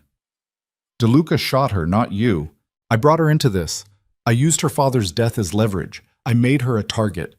Dante's hands clenched into fists. "She called DeLuca trying to save me and I didn't even thank her. Just told her she was stupid, and now she's—" His voice broke.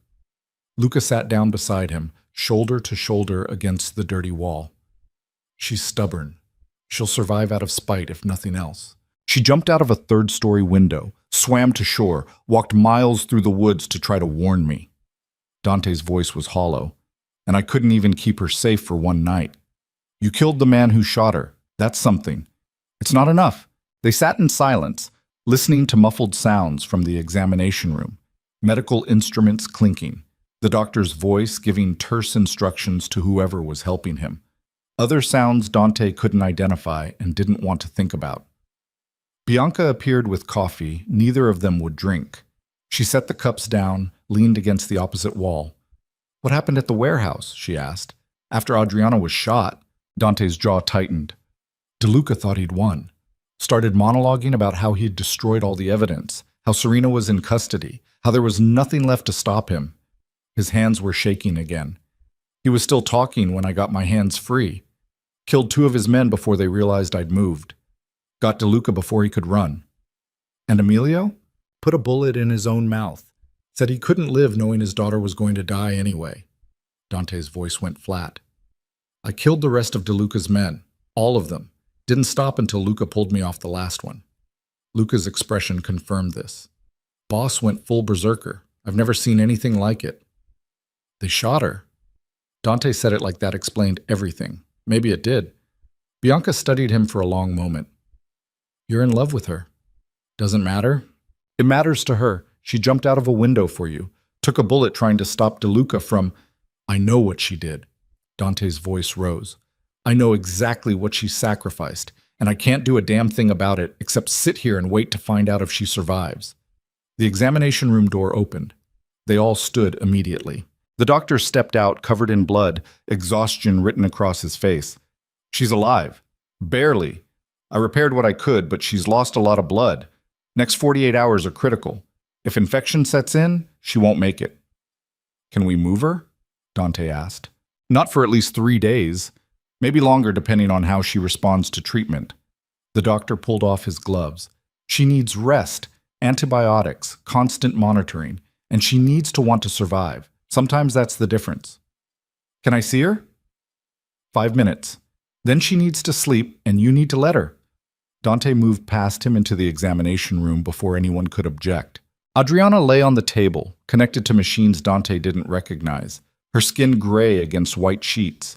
Someone had cleaned the blood off her face, but he could still see it in her hairline, under her fingernails, staining the edges of the bandages wrapped around her torso. She looked dead already. Dante pulled a chair close to the table, sat down heavily. His hand found hers, careful this time, gentle, like she might break if he held too tight. I'm sorry, he said quietly, for all of it, for bringing you into this, for not protecting you, for being exactly the disaster Serena warned you about. Adriana's eyes fluttered open, barely, just enough to show she was conscious. You killed him, she whispered. Her voice was thread thin. Yes. Good. Her eyes closed again. Dante sat with her until the doctor came to throw him out, then sat in the hallway outside her room, and when Bianca tried to make him leave for food or rest or basic hygiene, he refused. He'd failed to protect Celia. He'd failed to protect Adriana. The least he could do was be there when she woke up. If she woke up. 2 days passed in a blur of medical updates and mounting paranoia. Adriana developed a fever on the first night, infection settling into her system despite the antibiotics. The doctor worked frantically to stabilize her, changing medications, monitoring vitals, doing everything possible with the limited resources available in a clinic that operated off the grid. Dante didn't leave her side. He sat in that chair, holding her hand, watching her breathe, counting each inhale like it might be the last. When she thrashed in delirium, he held her still. When her fever spiked, he helped Bianca cool her down with ice water and prayers neither of them believed in. Luca brought news from the outside world. DeLuca's organization was in chaos. Without their leader, various factions were turning on each other, scrambling for power, making the kinds of mistakes that would bring law enforcement down on all of them. The evidence might be destroyed, but the empire was collapsing anyway. Serena had been released from custody. No charges filed. She'd shown up at the clinic on the second day looking like she'd aged a decade, taken one look at Adriana's condition, and quietly started helping Bianca with nursing duties. I told her to run, Serena said to Dante while changing Adriana's bandages. I told her you'd get her killed. I was right. I know. So what now? You sit here and watch her die? That's your plan? She's not going to die. You don't know that. I know that if she does, I'm following her. So she doesn't get a choice. She survives. Serena's hands stilled on the bandages. That's not how any of this works. Don't care. On the third day, Adriana's fever broke. Dante woke from a half sleep in the chair to find her eyes open, clearer than they'd been since the shooting. She was staring at him. "You look terrible," she whispered. Dante laughed. The sound came out broken. "You were shot. I'm allowed to look terrible." "How long?" 3 days. DeLuca? Dead. His organization's destroying itself. We won. Doesn't feel like winning. Adriana tried to shift position, gasped at the pain. The evidence? Gone.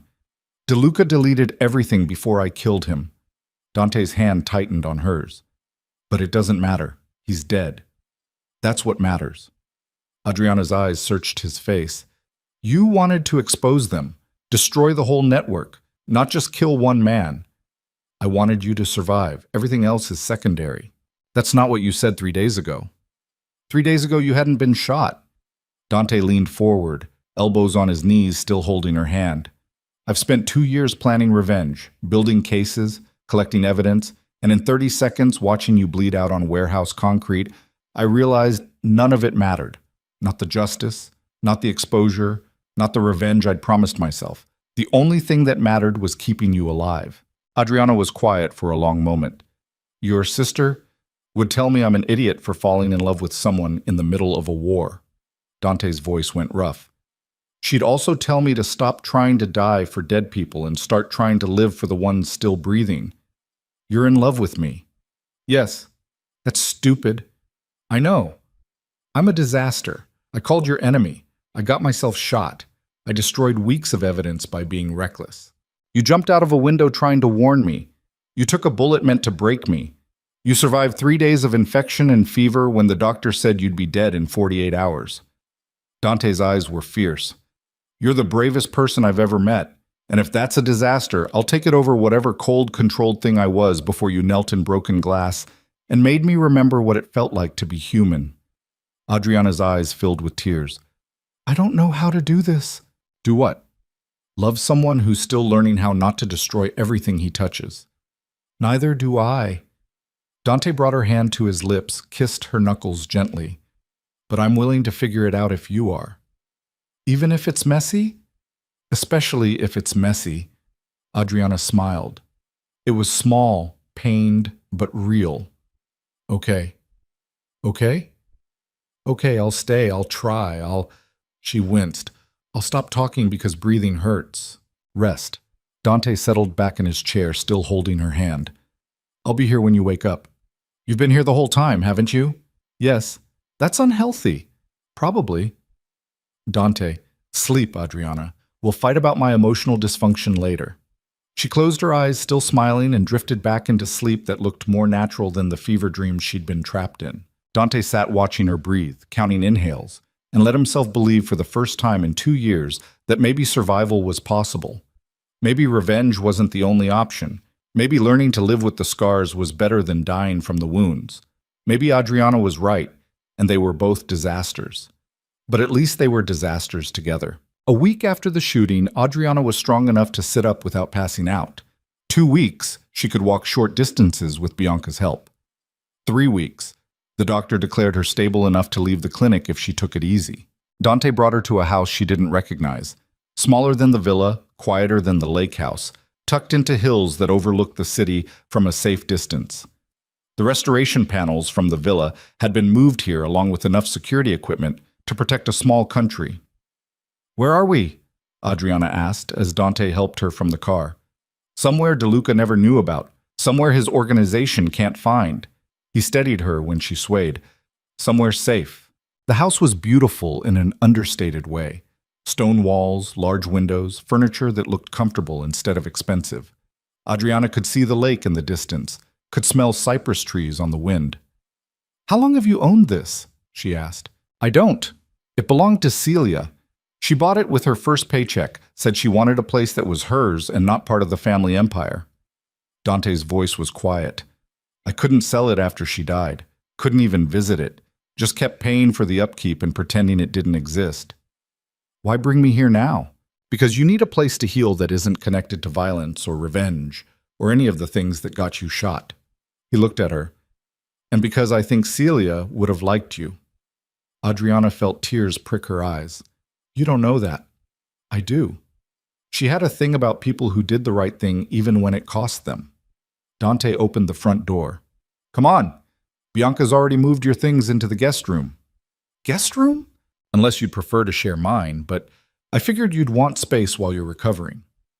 Adriana studied his face, careful, controlled, trying very hard not to push. Guest room's fine, for now. Something in Dante's expression shifted. Not quite hope, maybe the possibility of it. They settled into a routine over the following weeks. Adriana spent her days resting, reading, occasionally working on restoration panels when she had the energy. Dante worked from home, managing what remained of his organization, while Serena handled the legal fallout from DeLuca's death. The investigation into DeLuca's empire was massive. Without their leader and with various factions turning on each other, the whole structure was collapsing. Prosecutors were building cases. Assets were being frozen. People who'd hidden behind DeLuca's power for decades were suddenly exposed. And in the middle of it all, Dante was quietly dismantling his own family's criminal legacy. You don't have to do this, Serena said during one of her visits. The Valieri organization isn't connected to the current investigation. You could walk away clean. My father worked with DeLuca, built the laundering network together. Let Celia die to protect business interests. Dante didn't look up from the documents he was reviewing. I'm not walking away from that. So you're going to what? Turn yourself in? Confess to crimes you didn't commit? I'm going to dismantle everything my father built, liquidate the assets, pay back the people he stole from, and make sure the Valieri name doesn't survive to poison another generation. That's financial suicide. That's justice. Serena looked at Adriana, who was curled up on the couch pretending to read but obviously listening. Talk some sense into him. Adriana set down her book. Why? He's right. He's going to destroy everything. Everything that was built on blood and corruption. Yes. Adriana met Dante's eyes across the room. Some legacies deserve to burn. Dante smiled. It was small, but genuine. See? She gets it. Serena threw up her hands. You're both insane. Probably, Adriana agreed. But we're insane together. After Serena left, Dante joined Adriana on the couch. She shifted to make room, wincing slightly. The wound was healing, but still tender. You really okay with this? Dante asked. With me destroying the family fortune? There won't be much left when I'm done. Do I look like someone who cares about money? You look like someone who deserves better than a reformed criminal with nothing to offer except emotional damage and enemies who'll hate him for decades. Adriana turned to face him. You want to know what I see when I look at you? Probably not.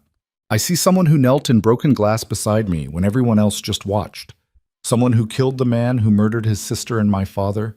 Someone who's trying to be better than the legacy he inherited, even when it costs him everything. She reached for his hand. That's not nothing, Dante. That's everything. Dante was quiet for a long moment. Then he pulled her closer, careful of her healing wound, and kissed her forehead. I don't deserve you, he said quietly. Probably not. But you're stuck with me anyway. They sat together on the couch, watching evening settle over the hills, and for the first time since Celia's death, Dante felt something that might have been peace. It didn't last. 2 months after the warehouse, Luca showed up at the house looking grim. We have a problem. Dante looked up from the financial documents he'd been reviewing. What kind of problem? The kind where DeLuca's organization wasn't as dead as we thought. Luca dropped a folder on the desk. They've been regrouping, quietly, and they've identified you as the primary threat to their rebuilding efforts. Dante opened the folder. Surveillance photos. His house, his car, his movements over the past few weeks. And photos of Adriana walking in the garden, sitting on the terrace, looking healthy enough to be worth targeting. When? Dante asked. Soon. Days, maybe. They know this location now. They know Adriana's here, and they want revenge for DeLuca's death. Adriana appeared in the doorway. How many?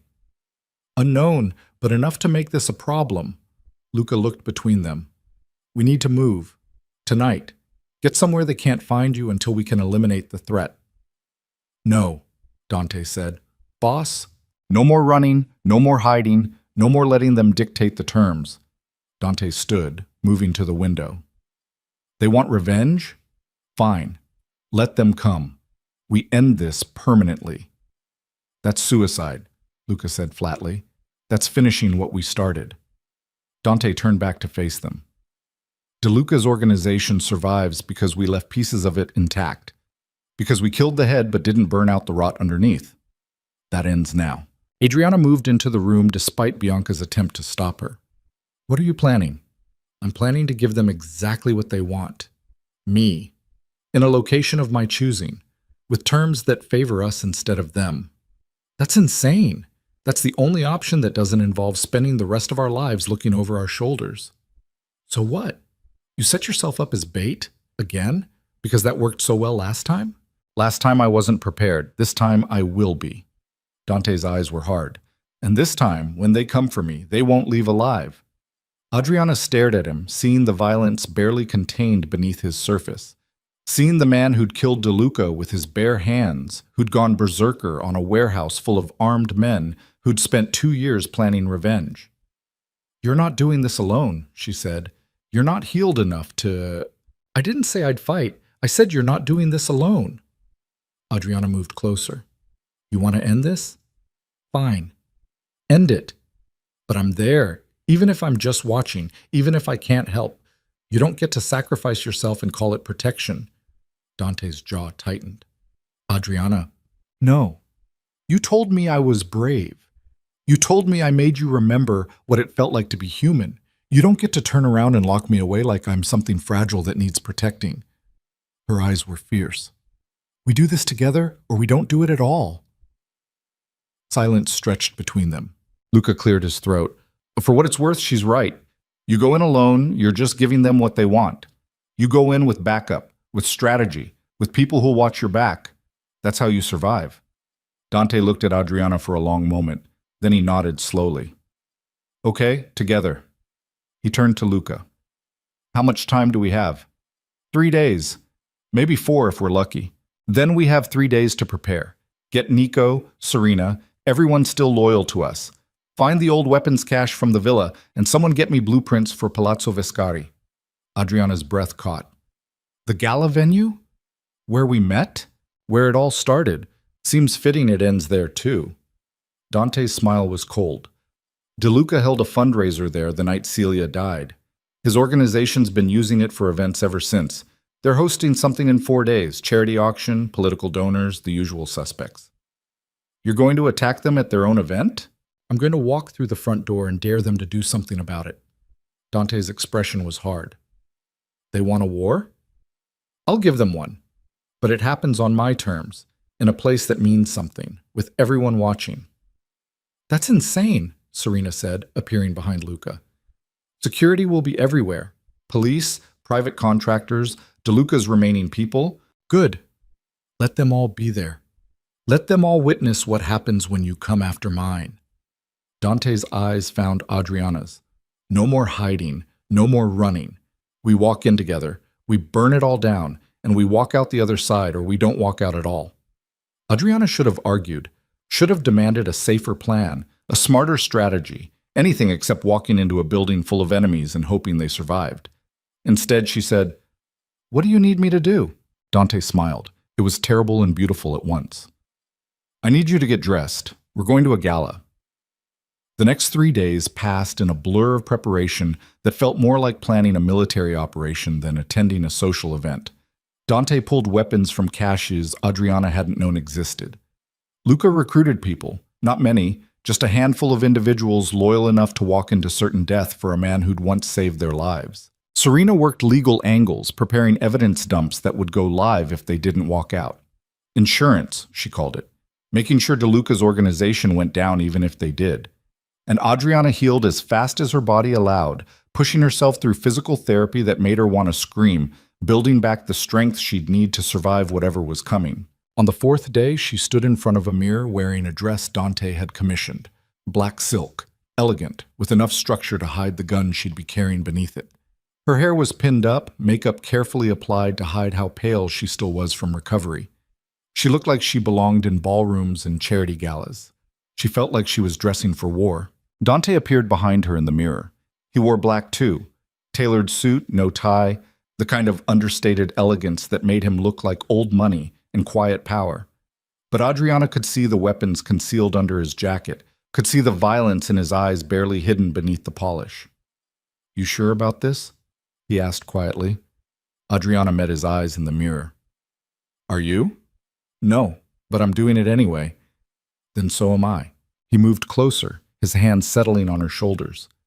"If anything goes wrong, if it looks like we're not going to make it out, we make it out together or not at all. That's the deal." Adriana, "No." She turned to face him. "No contingency plans where you sacrifice yourself to save me. No heroic last stands.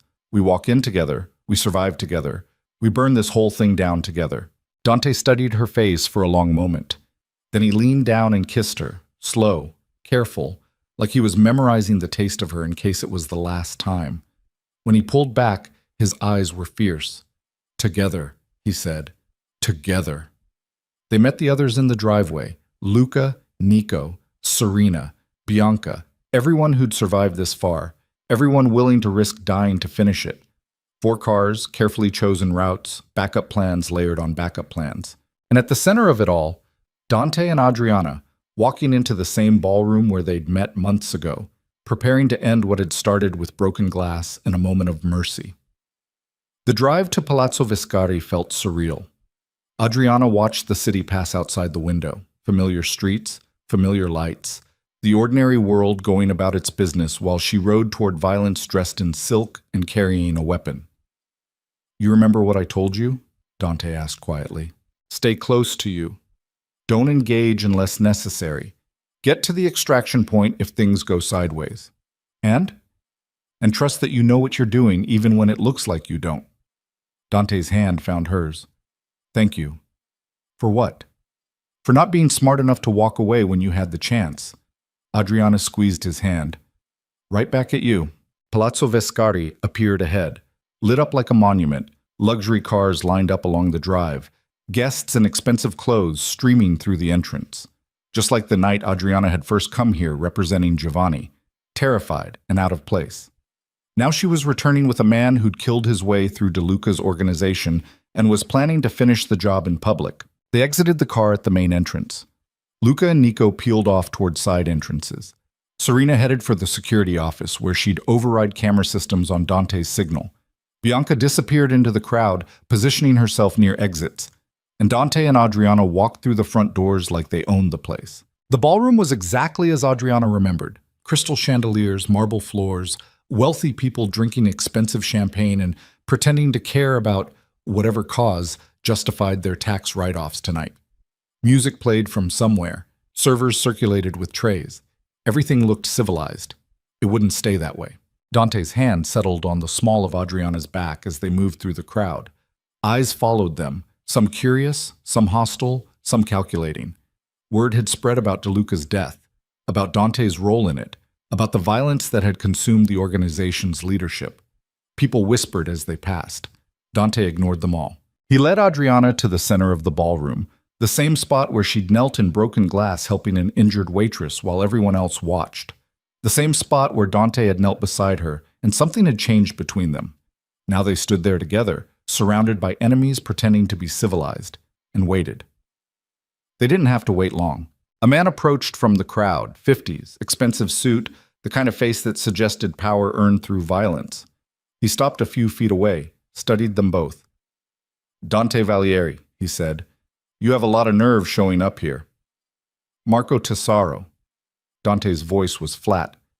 "I heard you'd taken over what's left of De Luca's organization. Congratulations on inheriting a sinking ship." "The ship's doing fine, better without the old man's paranoia holding us back." Tesoro's eyes flicked to Adriana. "And you brought the girl who got him killed. How touching." "I brought the woman I love to watch me finish what De Luca started." Dante smiled. It wasn't friendly. "You want revenge for his death? Here I am. Take your shot." The ballroom had gone quiet. People had stopped pretending not to listen. Everyone was watching now, waiting to see how this played out. Tesaro's hand moved toward his jacket. Security personnel positioned throughout the room shifted, reaching for weapons. Adriana felt Dante tense beside her, felt him calculate trajectories and timing, felt him prepare for violence. Then Tesaro laughed.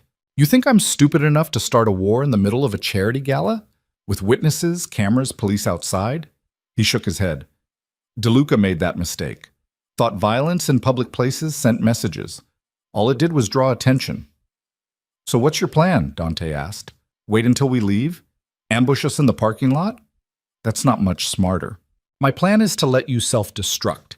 You've spent 2 years destroying your family's empire, liquidating assets, confessing to crimes. You're doing our work for us. Tesaro's smile widened. Why would I kill you when watching you destroy yourself is so much more satisfying? Dante went very still.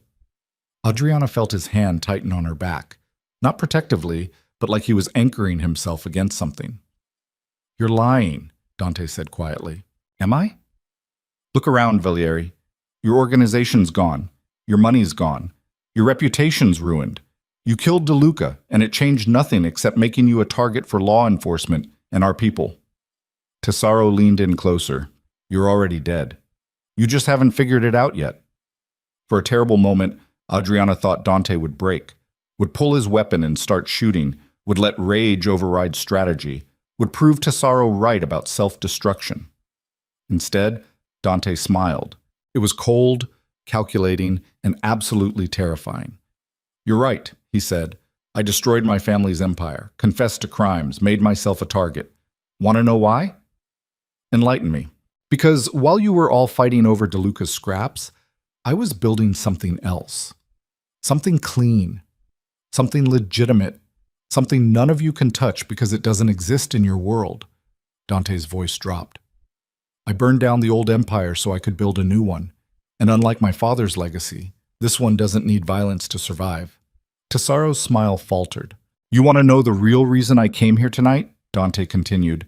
Not for revenge, not for violence, but to tell you and everyone else in DeLuca's organization that you're finished. Because in 30 seconds, Serena's uploading evidence to every news outlet in the country. Evidence I've been collecting for 2 years. Evidence that will destroy everyone involved in my father and DeLuca's network. Tesaro went pale. You're bluffing. Am I? Dante pulled out his phone, showed the screen, a timer counting down. 20 seconds. 15. 10. People in the crowd started checking their own phones. Tesaro lunged forward. Dante was faster. He sidestepped the attack, grabbed Tesaro's arm, used his momentum to slam him face first into the marble floor.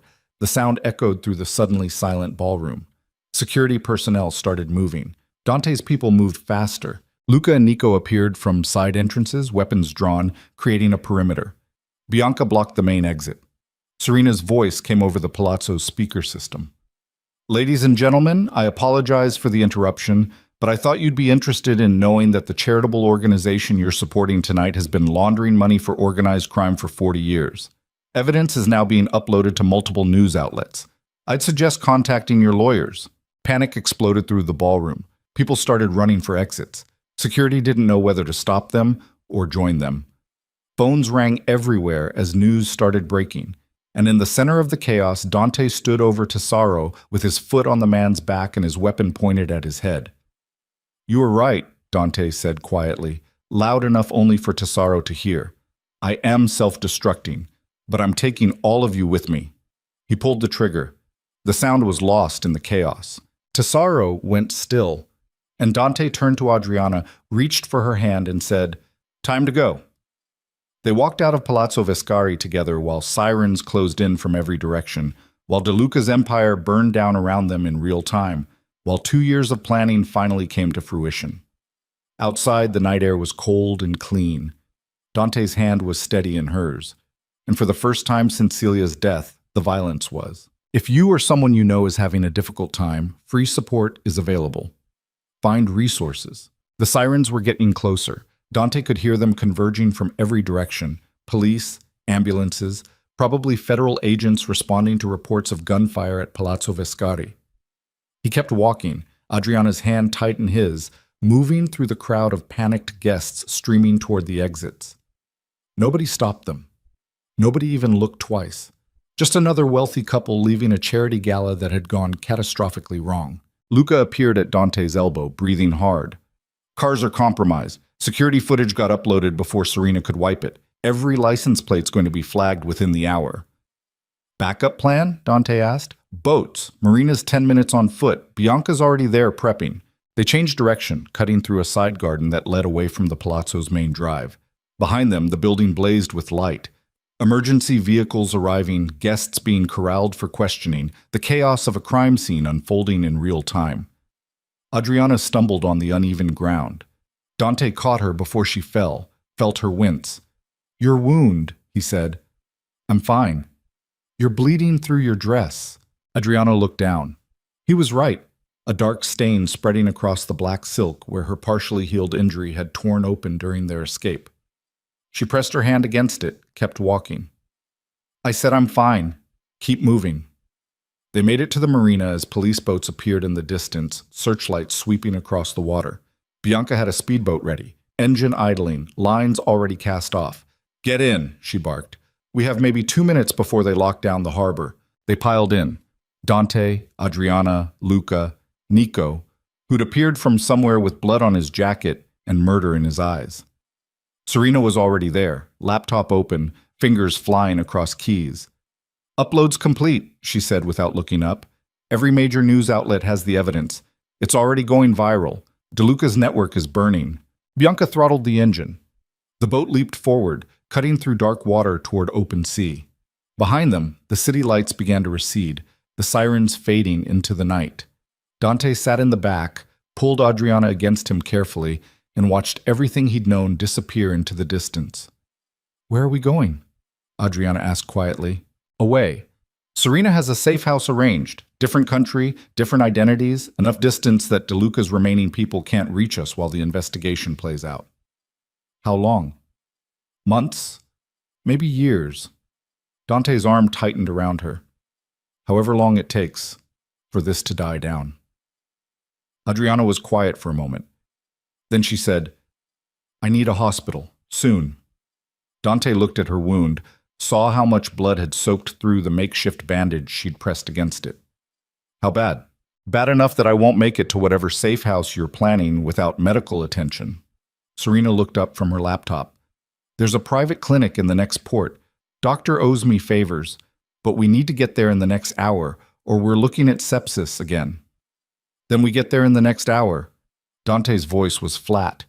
He'd already almost lost Adriana once to a gunshot wound. He wasn't doing it again. The boat cut through the darkness, engine screaming, pushing speeds that probably violated every maritime law. Dante held Adriana against him, one hand pressed over hers against her wound, feeling her blood seep warm between their fingers. Stay awake, he said. Talk to me. About what? Anything. Everything. Tell me about your father. Adriana's breath hitched. Why? Because you've spent months helping me hunt down the people who killed him, and I never asked you what he was like when he was alive. What he taught you, what you remember. Adriana was quiet for so long Dante thought she'd passed out. Then she spoke, voice barely audible over the engine. He smelled like linseed oil and old books. His hands were always stained with varnish no matter how much he scrubbed. He'd hum while he worked, opera usually, even though he couldn't carry a tune. She smiled faintly. He was patient, never rushed a restoration, said damaged things deserve time to heal properly, or they'd just break again worse. Sounds like good advice. Yeah, I'm still learning how to follow it. Dante pressed his lips to her hair. You're doing better than you think. I got shot. Again. That's not better. You survived. That counts. The clinic appeared ahead, a small building on a private dock, lights on in the windows like they'd been expecting visitors. Bianca brought the boat alongside, killed the engine. Serena was already on her phone, speaking rapid Italian to whoever was inside. They carried Adriana in. The doctor took one look at her wound and started barking orders in 3 languages.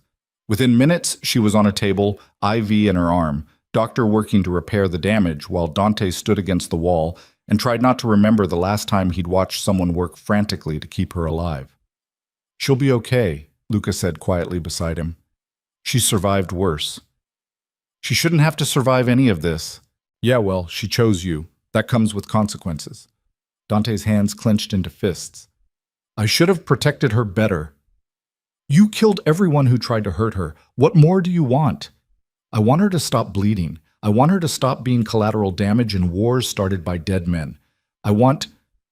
Dante's voice cracked. I want her to have the chance to live without constantly looking over her shoulder for people trying to kill her. Then give her that chance. The evidence is out. DeLuca's network is collapsing. Law enforcement's going to be so busy prosecuting everyone involved, they won't have time to hunt you. Luca's expression was serious. You won. It's over. Now you just have to figure out how to live with winning. The doctor finished his work, stepped back, started giving instructions to a nurse in rapid-fire medical terminology Dante couldn't follow.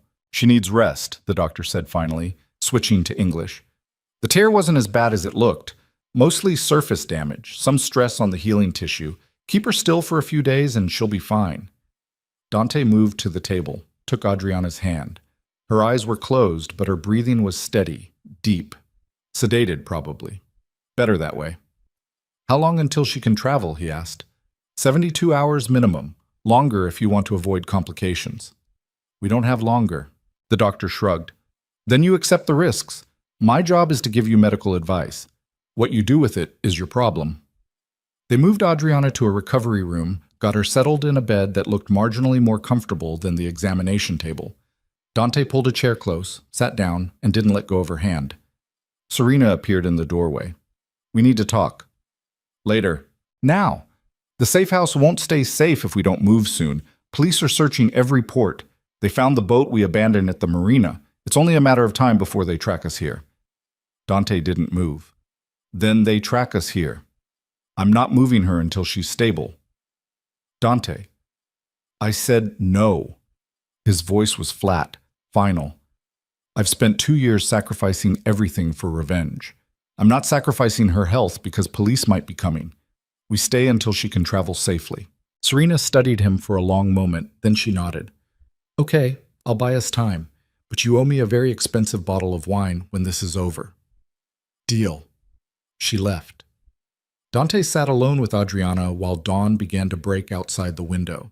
He watched her breathe, counted each inhale like he had in the back alley clinic, and tried to figure out what came next.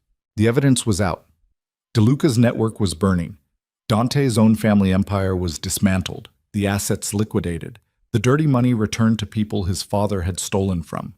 He'd accomplished everything he'd set out to do 2 years ago when Celia died. So why did it feel like he'd lost? Adriana's eyes opened slowly.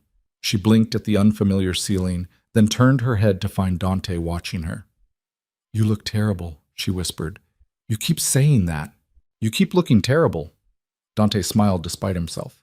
How do you feel? Like I tore open a partially healed gunshot wound running from police. Adriana tried to sit up, winced, gave up. Where are we? Private clinic, different country. Serena's handling the details. How long was I out? 8 hours. And you've been sitting there the whole time, haven't you? Yes. Adriana's expression softened. You need to sleep. I'll sleep when you're safe. I am safe. You killed Tesoro. The evidence is out. It's over. It's not over until we're somewhere DeLuca's remaining people can't find us. Until the investigations finish, until... Dante stopped, realizing how futile this sounded. It might never be over, not really. Then we learn to live with that. Adriana's hand squeezed his. People survive worse. Build lives in the spaces between danger. Figure out how to be happy even when they're not safe. I don't know how to do that. Neither do I. But I'm willing to learn if you are. Dante stared at her, this woman who'd been shot twice, who'd jumped out of windows and survived infections, and kept choosing him anyway despite all the evidence suggesting she shouldn't. Why? He asked. Why stay? You could walk away. Take the money Serena set aside for you. Disappear somewhere I can't find you. Start over clean. Because I don't want clean. I want real. Adriana's eyes were fierce despite her exhaustion. And the realest thing I've ever felt is kneeling in broken glass beside you while everyone else watched. Everything after that, the danger, the violence, the bullets, that's just the cost of choosing something real, in a world full of people pretending. The cost nearly killed you, twice, and I survived, twice. She pulled his hand to her lips, kissed his knuckles. I'm stronger than you think I am. Stop trying to protect me from choices I've already made. Dante felt something crack inside his chest, not breaking, more like the first thaw after a long winter. I love you, he said. The words came out rough, unpracticed. He'd never said them to anyone except Celia, and that had been a lifetime ago. Adriana smiled. I know. You killed an entire criminal organization for me. Kind of gave it away. I killed them for revenge. You killed them for me. The revenge was just the excuse you told yourself because being vulnerable was scarier than being violent. Adriana's expression gentled. It's okay to admit you care. It's okay to be something other than the monster you've spent 2 years becoming. What if the monster is all that's left? It's not. I've seen what's underneath. I've watched you hold my hand through fever dreams. I've listened to you talk about your sister. I've seen you try to be better than the legacy you inherited. She paused. The monster is just armor, and you don't need it anymore.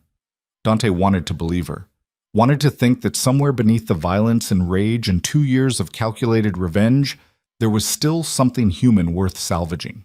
But he'd killed so many people, made so many choices that couldn't be undone, destroyed lives in pursuit of justice that looked a lot like vengeance when examined too closely. What if you're wrong? He asked quietly. What if I can't be anything except what I've become? Then I love you anyway, monster and all. Adriana's voice was steady. But I don't think I'm wrong. I think you're just scared that being happy might feel like betraying Celia. Like if you stop being angry, you stop honoring her memory. The words hit like a physical blow. Dante stood abruptly, moved to the window. Outside, morning light was spreading across the harbor. Fishing boats heading out for the day. Normal people living normal lives, untouched by the violence that had consumed his world. Celia wanted me to be happy, he said finally. She told me once, maybe a month before she died, that I needed to stop taking everything so seriously, that life was short and I was wasting it trying to be what our father wanted instead of figuring out what I wanted. What did you tell her? That I'd think about it, that I had time to figure it out. Dante's hands clenched on the windowsill. A month later, she was dead, and I spent 2 years proving her right. I wasted my life on revenge instead of figuring out how to actually live. Adriana was quiet for a moment. Then she said, So stop wasting it. Figure out how to live now, with me, despite everything that's happened. Dante turned back to face her. You make it sound simple. It is simple. Not easy, but simple. Adriana held out her hand. Come here. He crossed the room, took her hand, let her pull him down to sit on the edge of the bed. I'm scared, he admitted. I don't know how to be happy, how to build instead of destroy, how to protect people without suffocating them. Then we figure it out together. Make mistakes, learn from them, build something messy and imperfect and real. Adriana's thumb traced circles on the back of his hand. You spent 2 years planning revenge. Maybe spend the next 2 years planning a life. With you. With me. If you'll have me. Dante leaned forward, rested his forehead against hers. I shot a man in a ballroom full of witnesses tonight. I'm probably going to be wanted for murder in multiple countries. I have no money, no organization, no future except running and hiding and hoping law enforcement doesn't catch up. Sounds terrible. It is terrible. And I'm still saying yes. Adriana's smile was soft. I didn't fall in love with your money or your organization or your perfectly planned future. I fell in love with the man who knelt in broken glass beside me. Everything else is just details. Dante kissed her, slow, careful, trying to communicate everything he didn't have words for. When he pulled back, his eyes were wet. Thank you, he whispered. For what? For being stupid enough to choose me anyway. Right back at you. They sat together in the quiet clinic room while the world continued turning outside, and for the first time in 2 years, Dante let himself imagine a future that didn't end in violence. 3 days later, they boarded a private plane headed for a country Serena refused to name over unsecured lines. Adriana could walk without wincing, could breathe without pain, could almost forget she'd been shot twice in 3 months. Almost. The safe house turned out to be a villa on the coast. smaller than Dante's properties, more isolated, surrounded by cliffs that made approach difficult and escape routes plentiful. Serena had arranged everything: new identities, bank accounts that couldn't be traced, enough security to give them warning if anyone came looking. "How long do we stay here?" Adriana asked, standing on the terrace looking out at the ocean. Dante joined her, wrapped his arms around her from behind. "As long as it takes. The investigation into DeLuca's network is massive. Hundreds of arrests, asset seizures, legal proceedings that'll take years. By the time it settles, we'll be forgotten. Just two more people who got caught up in something bigger and disappeared. And if we're not forgotten, then we run again, keep running until we find somewhere safe enough to stop." Adriana leaned back against him. "That's not much of a life. It's the only one I have to offer." "Then I guess we make it work." They settled into a routine over the following weeks. Adriana worked on restoration projects Serena sent her. Legitimate work, paid jobs, nothing connected to criminal networks or hidden evidence. Dante learned how to cook, how to maintain a house, how to do normal things that didn't involve weapons or violence or strategic planning. Bianca visited occasionally, bringing supplies and news from the outside world. Luca called every few days to report on the investigation's progress. Nico sent postcards from wherever he'd ended up, each one more ridiculous than the last. And slowly, carefully, Dante and Adriana learned how to build a life in the spaces between danger. It wasn't easy. Dante had nightmares: Celia falling, DeLuca shooting Adriana, warehouses full of bodies. He'd wake gasping, reaching for weapons that weren't there, taking minutes to remember where he was. Adriana would hold him through it, remind him he was safe, that Celia was at peace, that DeLuca was dead and couldn't hurt anyone anymore. Some nights it helped, some nights it didn't. Adriana had her own demons. The sound of gunfire sent her into panic attacks. Crowds made her anxious. She couldn't look at her scars without remembering the moment DeLuca's bullet had torn through her stomach. Dante learned to recognize the signs, learned when to give her space and when to pull her close, learned that healing wasn't linear and recovery didn't have a timeline. They were both damaged, both scarred, both carrying weight that would never fully lift, but they were damaged together. 6 months after Palazzo Vescari, Serena showed up at the villa unannounced. Adriana was in the restoration studio when she heard voices from the main house. She set down her tools, wiped varnish from her hands, and went to investigate. Dante and Serena stood in the living room, papers spread across the coffee table. Both looked serious. "What's wrong?" Adriana asked. Serena looked up. "Nothing's wrong. Actually, for once, something's right." She handed Adriana a document. Legal paperwork, dense with terminology Adriana couldn't quite parse. "What is this?" "Closure," Serena said. "The investigation's wrapping up. Prosecutions are moving forward, and Dante's testimony, provided remotely, identity protected, was instrumental in closing several major cases." "I didn't testify," Dante said. "The evidence you provided counts as testimony. The recordings, the documents, the financial records you spent 2 years collecting." Serena's smile was sharp.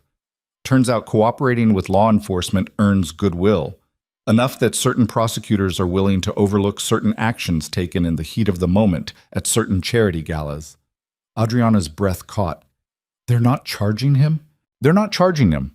Tesaro's death is being ruled self-defense. The other deaths at the warehouse are being attributed to DeLuca's organization turning on itself." Serena's expression was satisfied. "You're free, both of you. No outstanding warrants, no pending investigations, no reason you can't come home." Adriana looked at Dante. His face was unreadable. "Home," he said quietly. "Or wherever you want to go. The point is you're not running anymore." Serena started gathering the papers. "I know you've built something here. I'm not saying you have to leave. I'm saying you have the option now. You can choose.